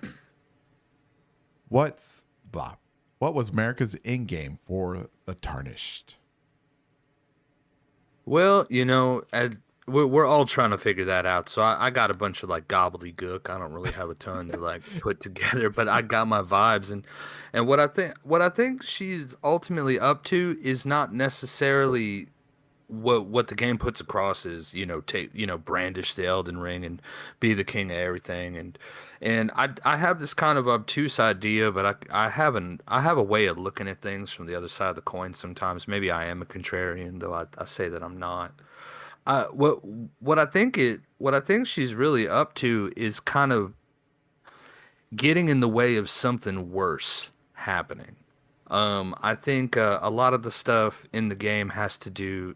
I can't shake this vibe that I feel like the Two Fingers are trying to encroach upon a system and take over and use it for themselves. However that gets spun, that's another conversation. You know, whether they want to say the greater will is parasitic, or the Erd tree is a giant straw, like feeding souls to a god, you know, or whatnot.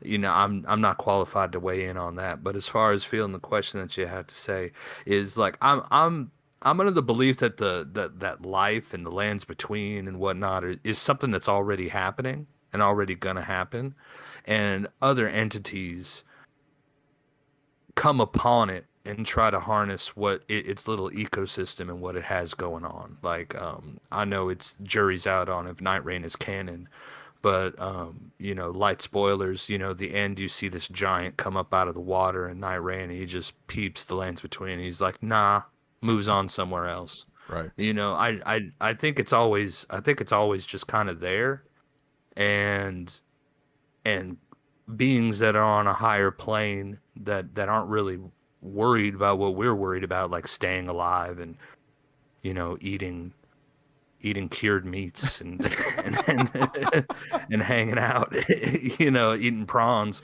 You know, we're gonna care about different things. But to get my train back on the tracks here, I think she didn't want the Two Fingers to take over. I think she's trying to prolong something that that she was afraid of. I don't necessarily see her as a tyrant. I do kind of agree with, I think it was Jackal that mentioned something to the tune of she's trying to damage control over a situation she created, you know, so to speak. But I think a lot of it is Marika versus the Two Fingers. And I think it depends a lot on context and on the timeline. Like, so and a lot of what I'm going to say is mainly for the chat to chew on and, you know, tell me I'm wrong, which I probably am and everything. You're wrong. I don't have it. I don't. Bye, y'all. Have a great night. So that was the chat. I'm just playing. Thanks for coming out. You're welcome, man. We'll think about it like this, okay? So what is the timeline for the shattering and then the death of Godwin? You know, because this is one of the longer debated topics, because you watch the intro cinematic, the old guy, you know, the Elden Ring guy, he's talking about, you know, Marika is gone, and then after that, you know, Marika can't shatters the Elden Ring, then Marika can't be found, and then after that, it's like Godwin is the first to die. So they kind of want you to think that's the timeline, and then you talk to Roger, and they're just like, he's like, Godwin died, and then there's the shattering. But, you know, two different things are known as the shattering, you know, in this whole ordeal. But Right. I think, and again, I don't have this in the most formal, presentable way, you know, unfortunately. So I'm gonna just be kind of rambling a little bit. Sorry in advance. But Wait. Before you start your I ramble, think, let me ask you this before you get too far from my question. So you said that America, you believe America is trying to prevent the Two Fingers from taking over the fingers, right? But wouldn't the fingers already be in control, because, you know, they're the fingers, they anoint what do you call it, Empyreans for godhood and stuff?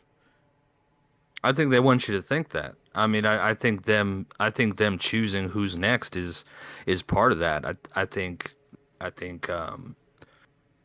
I don't think Gideon ever talked to America. I think all he did was talk to the Two Fingers. I think the Two Fingers control all information and everything that the player hears, that the Tarnish hear in the lore.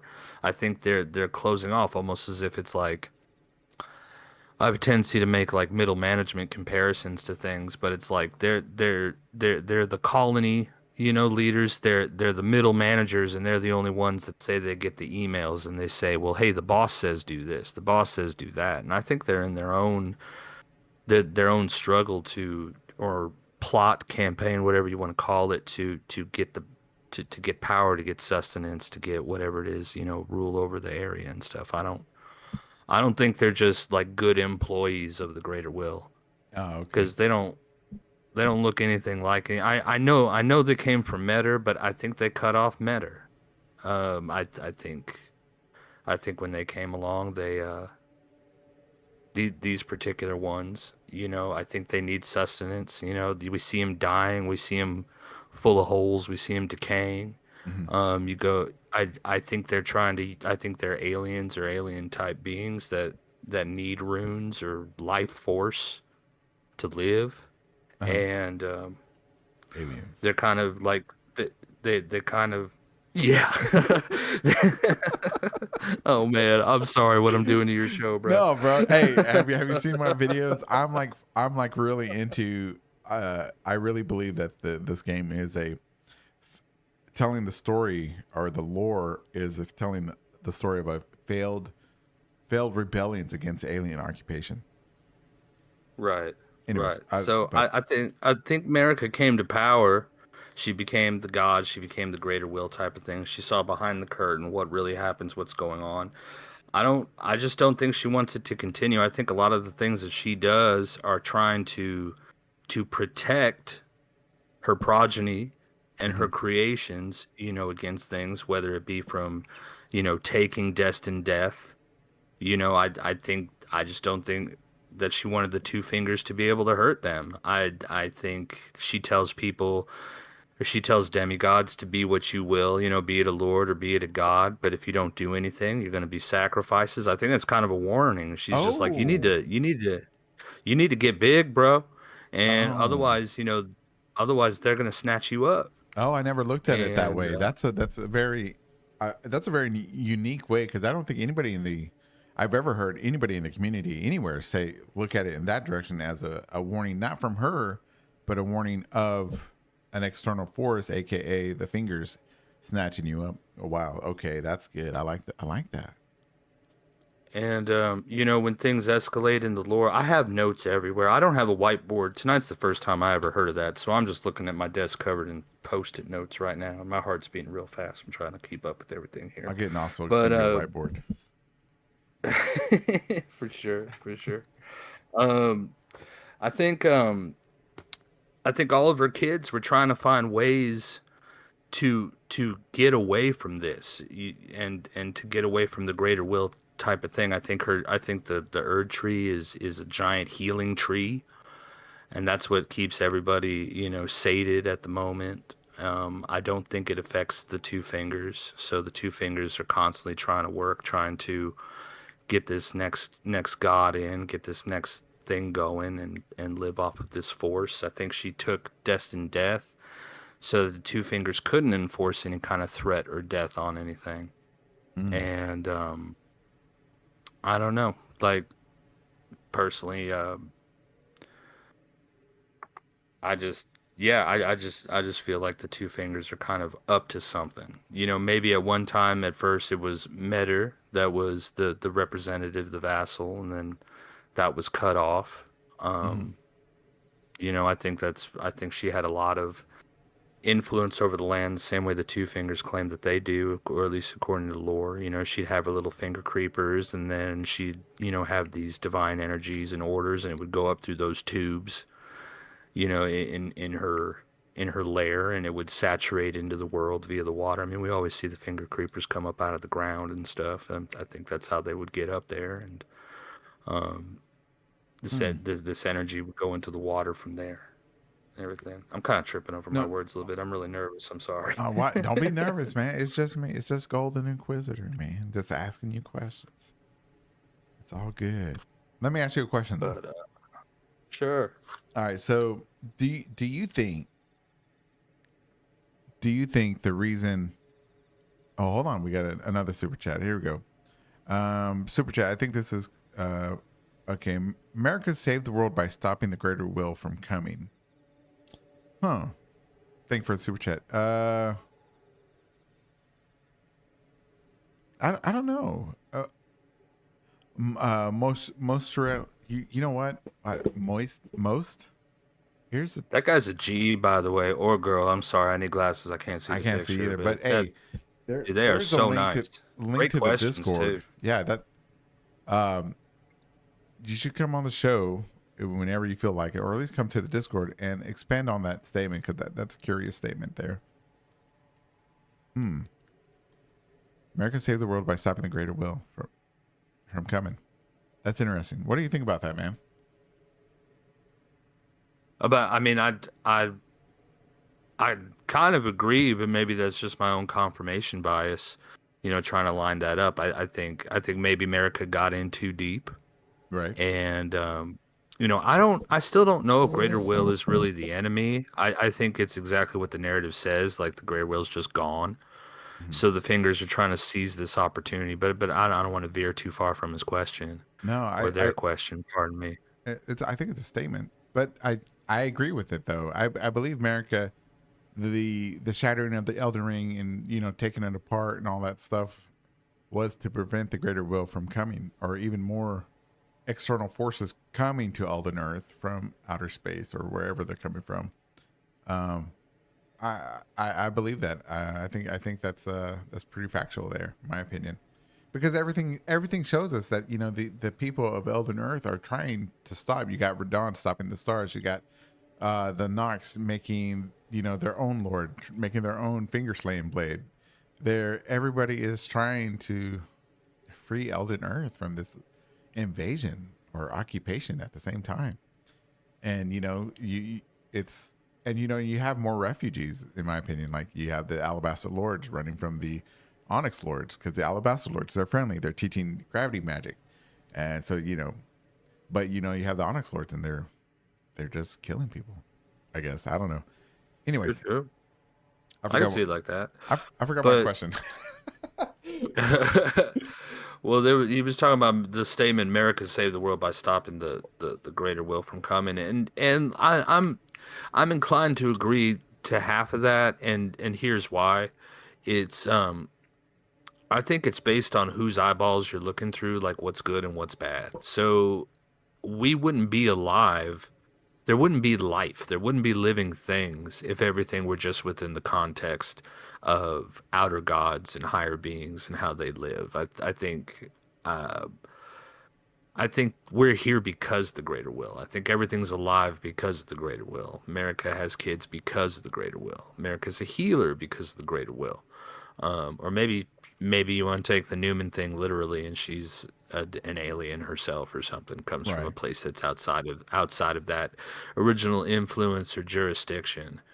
But rose to power, um, has that power, has family, has all has children, and kind of sees what might be in store for them. Between the conflicts of the other outer gods and such, and Right. wants to protect them from that. Because a lot of this like gobbledygook idea I have kind of stems from all the narrative they give you when you see the shaman village and the items and such that come from it. Speaking about how she put up the healing tree even though there was no one left to heal. It's I think it's her ability. I think it's what she does is she heals. She has the ability to do so. So, like the Erd Tree is that spell on a great scale, and I think she wants to care for things. I think she wants to do that, and I think those plans are kind of found out, and the Two Fingers are like, well, we need to bench this person and get somebody else in her place, Right. so to speak, to keep this good thing going that we got here. Because nobody's dying anymore, so they're not being able to feed or anything. Right. Right. Because Oh. I mean, in a world where nothing's dying, Let's see. Thank you for the super chat. Let's see. Greater Will is only one of the gods slash forces that rule the world. I would agree with that. I agree with that, 100%. Yeah, yeah. They might even have a different name. It's just they're the ones that are in charge, so they're just referred to as the greater one. Right. I tend to believe. I know we were talking in Discord a few nights ago, or for the last couple of weeks, I guess, that the greater will, like all these outer gods, are just different facets of the same god. Like you said, was it you that said that like it's a flashlight with a cutout stencil, and it just rotates the Yeah, stencil. yeah, But the flashlight's yeah. for Something like God. that. But depending on what the stencil is, tells you what God. Yeah, like a silhouette. lamp with a lampshade. Yeah. And on different sides of the lampshade, like, to tie in some I'm going to make a video on here, like, like when you see a star map projected on the wall, think of them as different constellations, popped into that lampshade, so to speak, different shapes projected on the wall. Right. But it all comes from the same place. It's just a different quote unquote interpretation or form of it. And I love that analogy too, man. I think that's a great one. I think that's a great one. Oh, well, thanks, bro. Let me ask you my question real quick. Yeah, sure. Do you think since Mater was like banished to the Shadowlands or attacked or whatever, that she was, wounded or whatever, do you think because of her wound she wasn't able to contact the Greater Will, and that's why the Greater Will sent the Elden Ring and the Elden Beast, or the I Elden do. Beast I do. instead? I think you nailed it. Okay, yeah, because he was like, oh, I haven't heard from Metra. Let me hey Josh, go down there and see what's up. And then Yeah, and he's like, okay, sir, I'm on it. Trips, like, breaks his belly. Oh, and then I'm just playing. I'm dead. But I think it was something like that. I think you're definitely getting closer. I wish I was qualified or smarter like Nostal to be able to just like pull up that wiki in my mind and tell you immediately. But I mean, it smells right to me because they distinctly tell you an order of things. It's like the first gleaming daughter, I think they say, of the Greater Will, and she's got the phone to talk to him attached to her tail. Yep. Whereas it's like with the fingers, like, well, what is it? How do they talk to him? You know what I'm saying? Like, now there are a lot of different ways to interpret that, so I'm not even trying to like pretend that I'm right. But this is more just chopping it up, about what it could be. But I think you're right. She lost her. She was cut off somehow. All right. Uh-huh. And that necessitated, another agent to be sent in the form of the Elden Beast. Yep. But and I think it was probably a Greater Will representative, from a different type of era. We see things like the dragons and such, Right. calling them Elden Lord and all that. But then again, it says Meter's the first to arrive, and then came the Elden Beast, and in that description, it's like that became the Elden Ring. Right. And so it just gets a little confusing. Exactly. But go ahead. Oh, it's your show, dog. Please go ahead. You're the guest, bro. This is the people's show today. I talk in the streams the rest of the time. Well, I want to hear your thought, please. I already forgot it. No, I was gonna say. I really forgot it down. Dang it, bro. I'm so sorry, dude. I'm so sorry. It's okay. I'll remember. Well, to sum it up, and I have a lot of notes. I have a lot of notes here on it, but in so many words, I feel like the end game for America is for her progeny to not to not perish, was always her rule number one, to not get hurt, to not die. I think things got too deep, and I think the flaws with her getting that deep and fighting that kind of turned this world into this giant conflict on such a metaphysical higher level, and perpetuated events that got this crazy where it's gods against the actual people and such. And I don't think life exists without some kind of god representing it, kind of like you have a catalyst for a spell. Like it's got to be linked to some kind of life force, and that's why Ronnie's like, we're gonna do the moon, and then we're gonna leave. And you may have to deal with it, but at least you're gonna be alive, and it's not gonna be like this. Yeah, I think the Frenzy Flame is kind of like not good for us, but outer gods don't care. Right. Because they would just return everything. Just returns to the way it was. Yeah. Like, I don't necessarily think it's like some kind of equivalent to like heat death of the universe or something. I just think all the Legos go back in the bin, and they don't care, but we do because we're the Legos. Right. But I'll just say this, and I know I've said it before, but I think that the Frenzy Flame, what Siberia tells us and what Hiatus tells us, is a lie, because if the Frenzy Flame, like I've said before, does melt everything back, even like spirits and stuff, but yet we see Melina at the end and she's gonna hunt us down. It doesn't make any sense. That tells me personally that they lied to us because it's called the ruinous chaos flame or whatever, and chaos just wants to do shit, right? So Yup. so they're just destroying shit for the sake of destroying shit and not really burning anything back together. Furthermore, I mean, chaos is antithesis, is the antonym of order. Right. Because they keep telling us like it. Oh, no, super chat. Let's see. Please read my previous chat about the War of the Gods. War of the Gods? America okay. sabotaged Jarvis, the, show me War of the Gods. about the America sabotaged the fingers. That's why Greater Will sent the golden bees. That's why America hid Destined Death to protect it from the Greater Will. After winning the War of the Gods, she realized her mistake and tried to stop the Greater Will to dominate the world by pushing the other gods away. Hold on. After winning the War of the Gods, she realized her mistake and tried to stop the Greater Will to dominate this world by pushing the other gods away. That's why America hid Destined Death to protect it from the Greater Will. Hold on, where's the next part? America sabotaged the fingers, and that's why the Greater Will sent the... Oh, okay. The War of the Gods? I'm not sure what the War of the Gods... Are you talking about the Great God Hunt by the Glowmite Queen?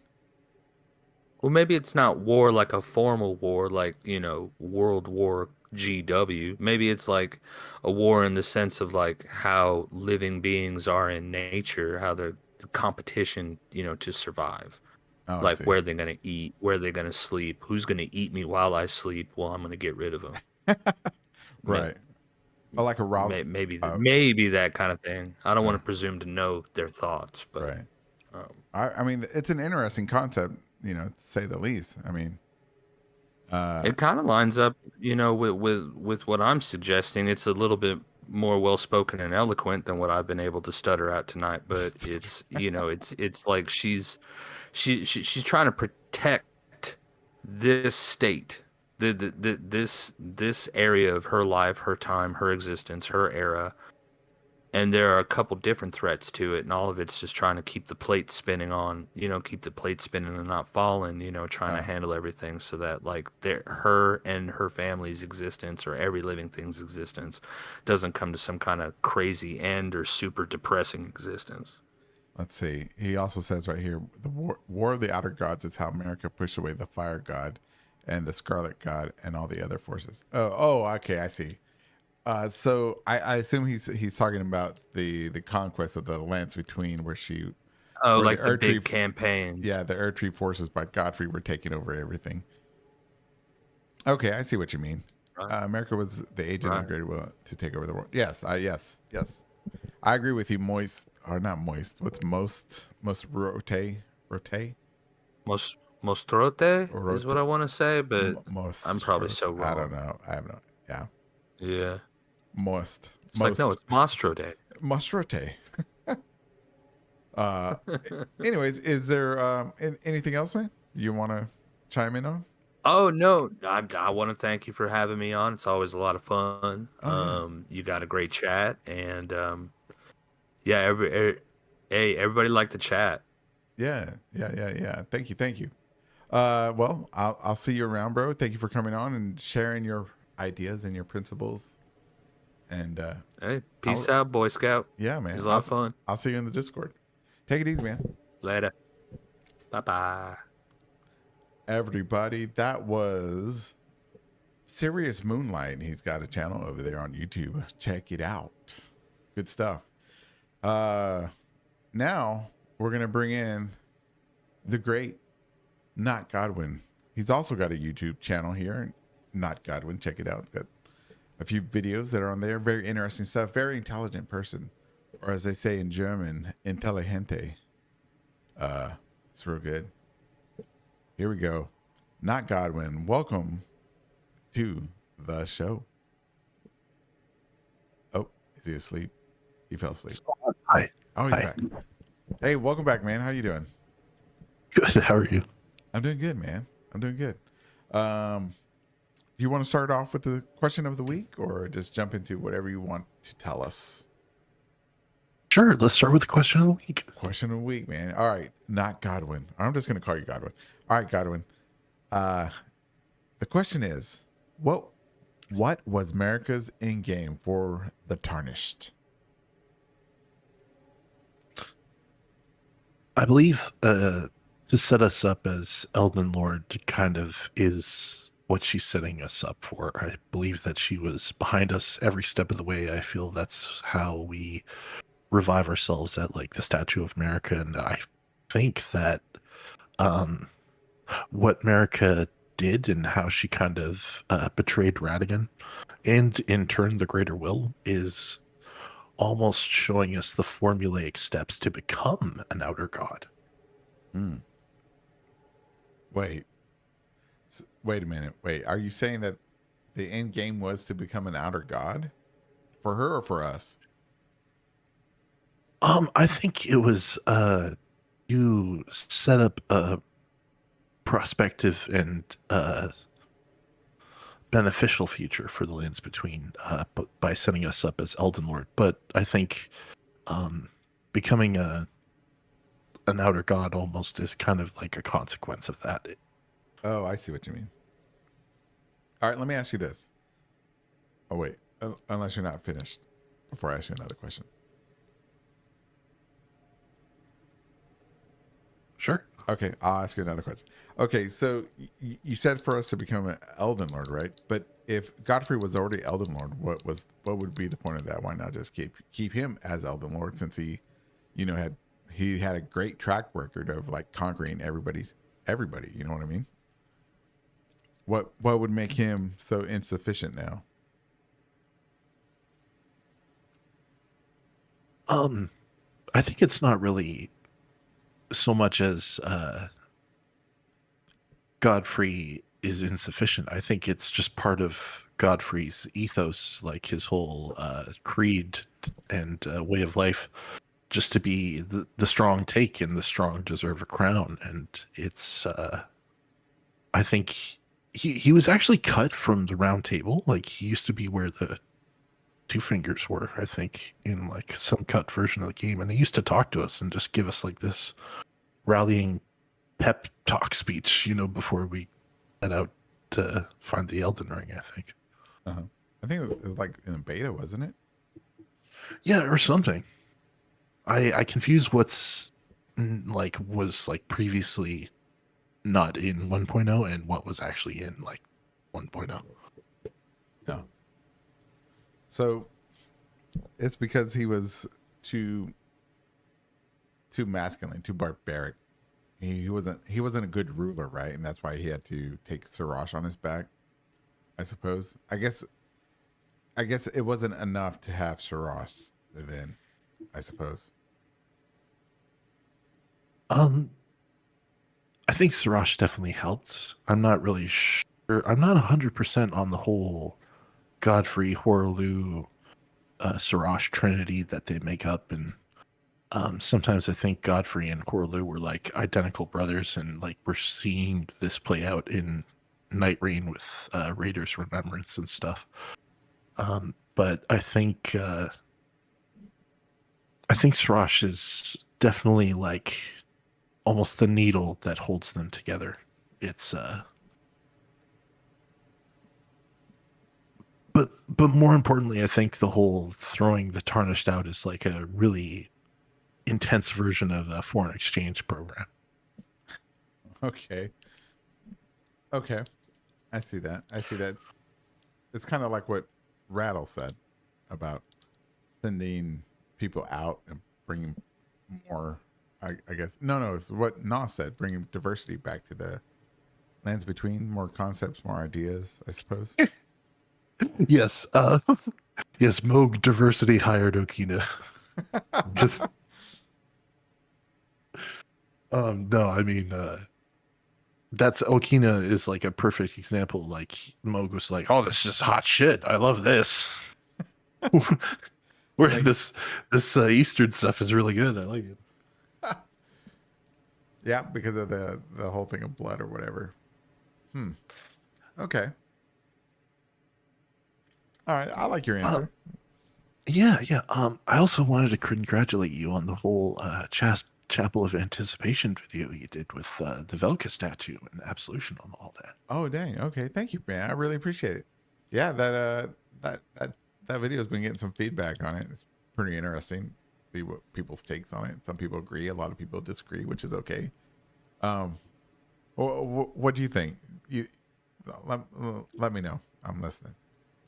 I like 300% agree with you, man. I feel like the Nox culture is tied to night and like night and what we see in Night Rain is the god of night is like the god of amnesia and censure and stuff, and it feeds off of racing memories and like how the Erdtree is built out of memories of like great battles and stuff like that Right. and glory.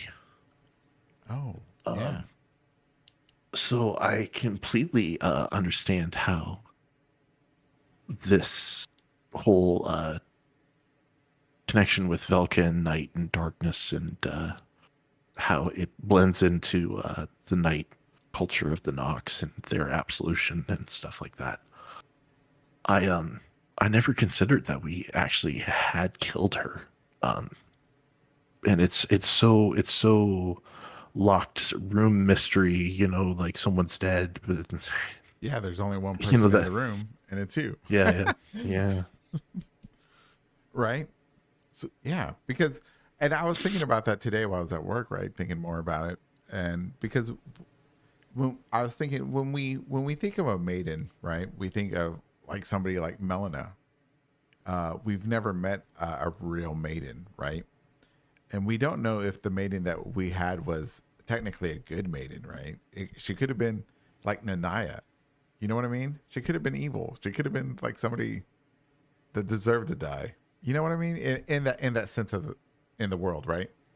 So it's kind of like ambiguous to who she was in life, but because of our bias, because of Melina and being a maiden, we think, oh, she must have been an innocent, good person.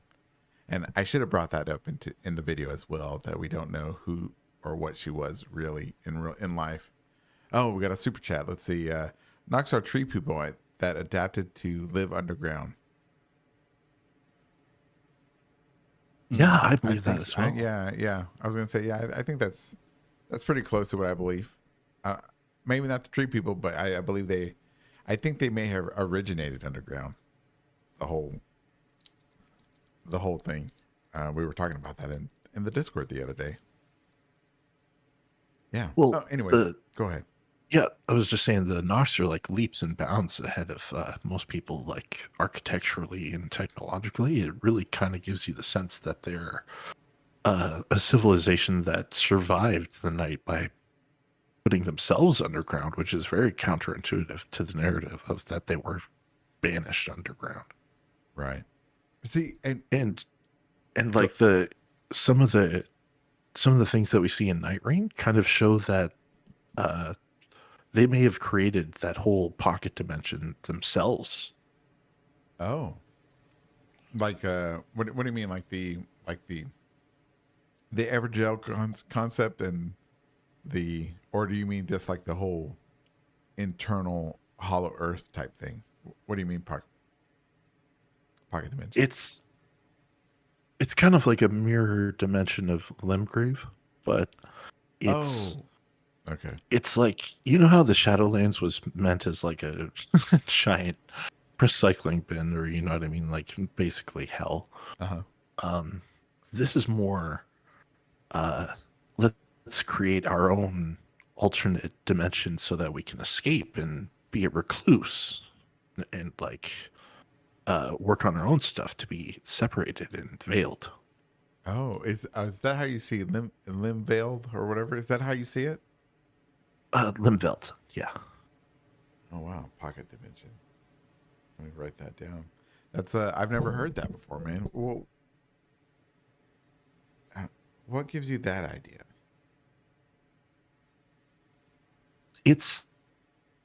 Limveld is so eerily similar to Limgrave. Like it wouldn't make sense that there's a geographical twin, almost. Like it's like if there was a mirror version of North America right next to us, Right. and it had every single city and not every single city, but every natural graphical, like the Rockies were there, everything was there, the Gulf of Mexico. Yeah. But you know what I mean? It would be, we couldn't explain it. Okay. It's not the first time this has happened before, like with the painting in Dark Souls and stuff like that. It's Right. to not trust the world and try and create your own. Interesting. Wow. I've never thought about it that way. I always assumed that Limveld was so far into the future, and the world was just covered in water at this point, and Limveld was the last bastion of land or whatever. It's kind of like at the end of Dark Souls 3, the Ring City, when you get flung into the future, it's all a sand dune, right? Except for Anorlando in the distance, and where you are with Felinor. Instead of an endless world of sand, it's an endless world of sea at this point. I figured they were using two different elements for the end of the world. You know what I mean? And I could be wrong. I mean, no, I agree. But that's interesting. Pocket Dimension. Night and Frenzied Flame have such a weird connection and sort of weird relationship with each other, like how Ronnie's fingers almost look like their three fingers. Yes. And how Frenzy kind of plays a weird part in Hailstore's Sky and all that sort of thing. But I was going to say that perhaps this ash sea that you're talking about is so far into the future that it's actually past the Frenzied Flame point, and that we're seeing the true ending of the Frenzied Flame. Like you said, I love this. I love that Limveld is in the future. This is an amazing idea. I love that. I hope you make a video about that if you haven't already. No.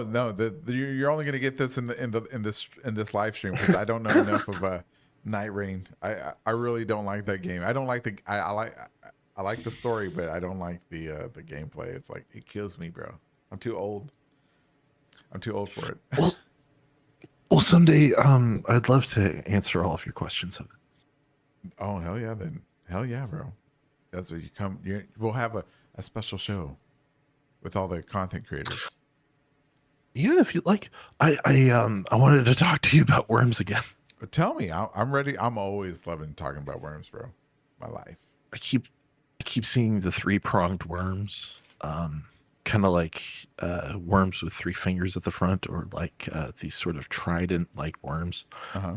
I see them decorating the top of the dancing lion. I see. Oh, really? I see them in the death. Yeah, I see them in the death root item. Right. I've seen them in the back legs of the ulcerated tree spirit. Really? I didn't know that one. Yeah, I'm starting to wonder if this is like something to do with hammerhead worms. If you know about hammerhead worms. Is that the ones that get in your feet when you're walking barefoot in the grass? Or is that hookworms? No. Does that happen to you? Yeah, in Texas, you got to be careful. That's caliente, man. That's fucked. Okay. Hammerhead worms. I'll look those up. So, yeah, they're virtually immortal. You can't just cut them up. You have to use salt or citrus oil or what's the third thing? The third thing is vinegar, which is basically just acid. Vinegar solution, which is basically just acid. Oh yeah, it's true. So or is it basic? I forget. I think it's basic. Yeah, you got to use chemical warfare on these things because they're that immortal.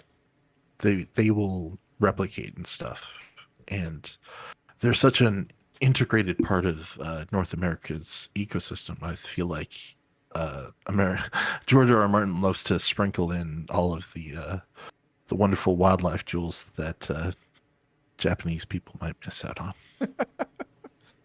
I gotta look up a picture of these things. I've never heard of hammerhead worms. They're actually kind of pretty. Really? Don't say that. Let me see. Oh, As far as worms they, go. they look like they have a hammerhead shark. Is this a real worm? No, yeah, it is. Wow. Oh man, if I saw one of these in real life, I would shit a brick. I know, but people would just instantly stomp on them, and you can't do that. It's that's not enough. It's Wow. It reminds me of the Vile Bloods and the vermin from Bloodborne, because I've always felt like the Vile Bloods have a deep, weird connection with Elden Ring and like House Morai and all the statues and stuff. And there's even a little bit of architectural similarities between the Castle Canehurst and Stormville. Really? But I won't go into that too much because not everyone plays Bloodborne. Did you know that these worms are toxic? Oh, like how so? They have a very dangerous neurotoxin. It's tetrodotoxin. I don't know what it's. They're using big old Latin words, man. We'll have to get Boss or Nostel to read it. I only have a high school education, bro.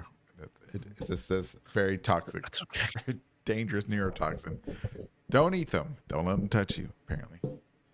Yeah, no. I wonder. Uh, I'll have to look I into forgot these. to Maybe there's a connection with the Scarlet Rot with these too. Because if Yeah. this thing like like a brown recluse, do you have those in Canada? When they bite you, they rot off your flesh until you cut it off. Sadly, I don't think we do. Oh, you're unlucky, man. You don't have any fun. I'll have to look that up. That's really interesting. Oh, anyways, I'm sorry. Go ahead.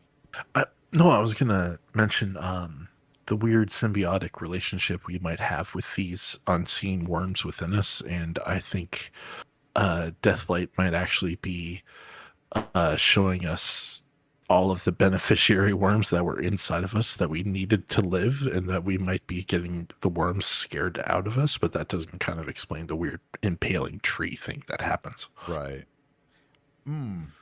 Perhaps, I think I've said it before. I think that everybody on the planet, or at least tarnished, I guess, on Elden Earth is infected by these worms, right?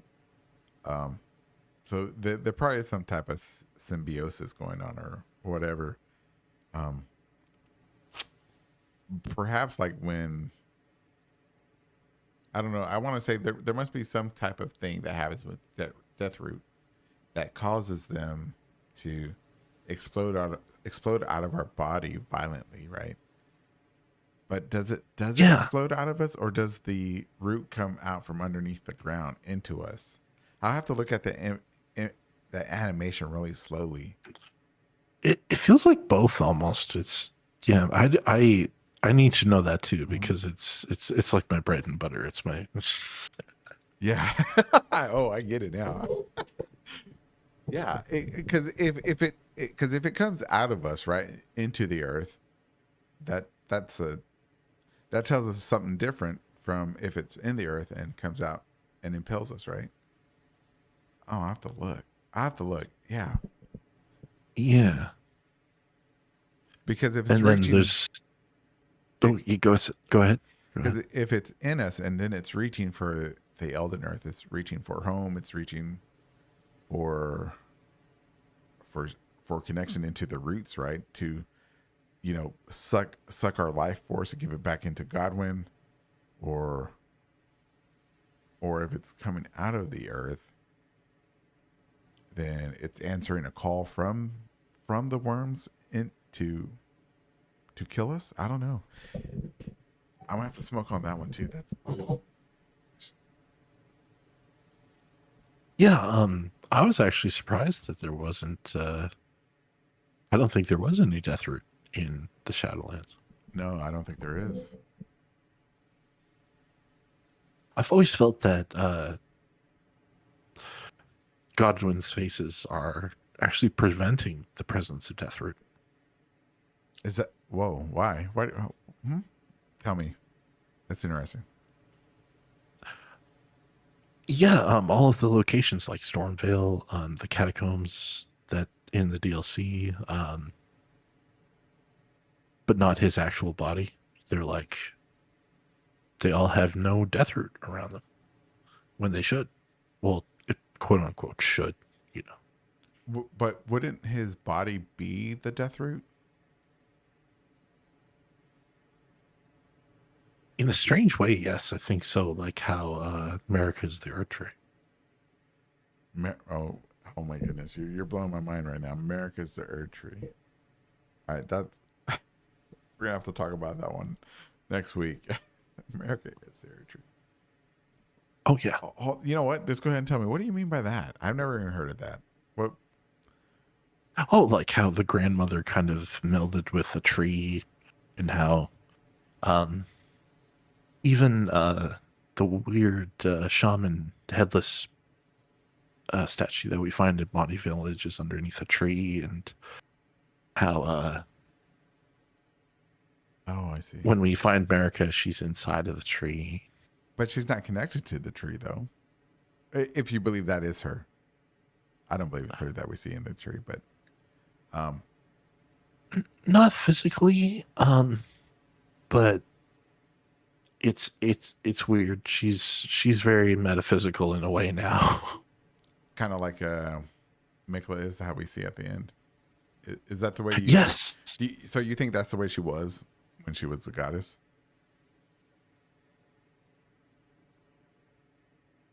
It's interesting that we, in my opinion, I feel like every quote that we get from Melina at the churches is actually Radigan ventriloquizing. 100%. I believe that. That's a hill I would die on. Ventriloquizing America. But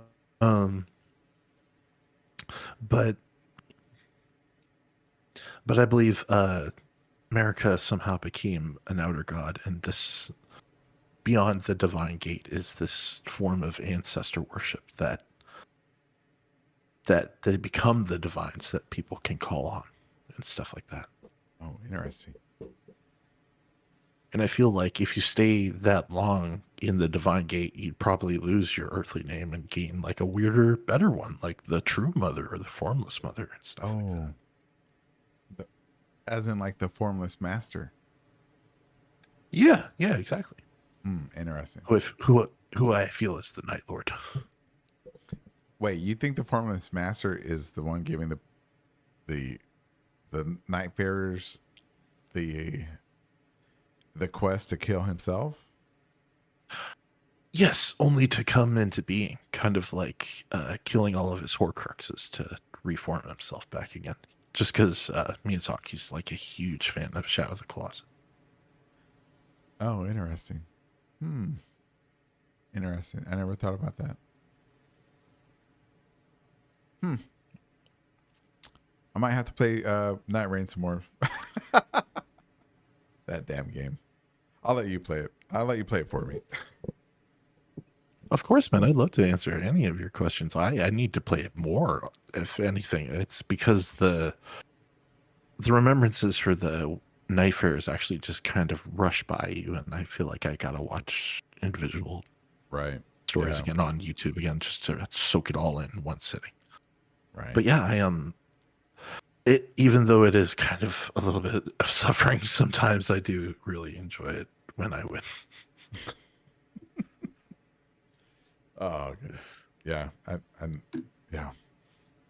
Well, next time you play, hit me up. I'll play with you. I'll suffer. Oh, of course, man. I appreciate it, man. Well, is there anything else, man? It's 20 after. Is there anything else you want to talk about? No, that was it. I was just congratulating you on your 7th show, man. You're doing a great job. Oh, thank you. I appreciate it. Thank you very much, man. You got another video coming out soon, or what are you working on? Yeah, I'm still working on the fire video all about like how Bale is a goat. I'm gonna talk about that. I'm gonna talk about magma sorceries and fire and eating stuff. It's gonna Nice. be wild. I look forward to it. I like your videos. I like your videos a lot. You throw in those little I don't know what to call them, jokes, not jokes, the one-liners, I guess. I don't know. They throw me off, and it's really funny.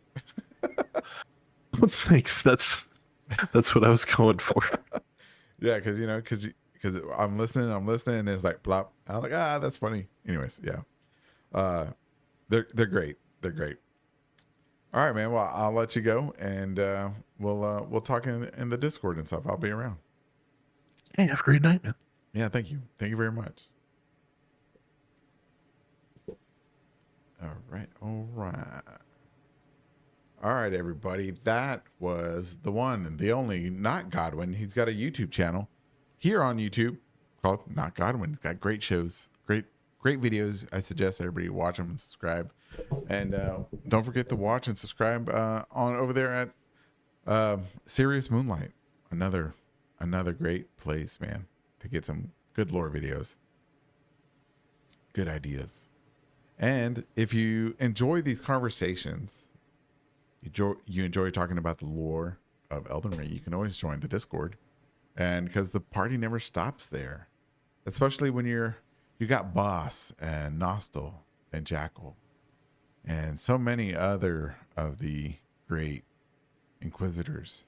They're always willing to help and listen and peer review ideas, or just throw out ideas and read your ideas. I'm in there too. I'll throw out questions. It's a great place to share your ideas and not be downvoted to oblivion. But yeah, let's see. Tomorrow's Monday. Monday was back to regular streaming, so we'll stream more Elden Ring and chit chat about more lore, because there's always more lore to talk about, more questions to answer, more questions to question. And then let's see, anything big next Saturday. Remember, Jack is a Mimic will be on the show. Friend of the show, Jack is a Mimic, the one, the only, the great, the GOAT, the one who inspired this all. Without his Mimic commentary that you can catch for now on Mondays, Wednesdays, and Fridays at 8 a.m. None of this would have happened if not for episode 87. Episode 87 touched me in my heart, and I was like, you know what?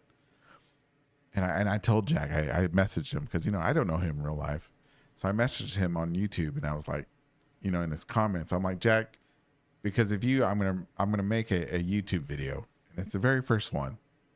The Great Rune is a lie, or the Great Rune of the Unborn is a lie.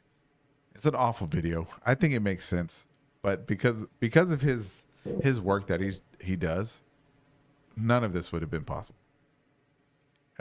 Yeah, so I'll always hold him in high regards, even if I don't agree with some of his theories, and I don't, but he's still the GOAT. But yeah, everybody, y'all be safe out there in the snowstorm. Stay warm. Drink some coffee. Drink a Red Bull if you have to, because Red Bulls are good for you. Thank you for everybody for the thank you most for the super chats.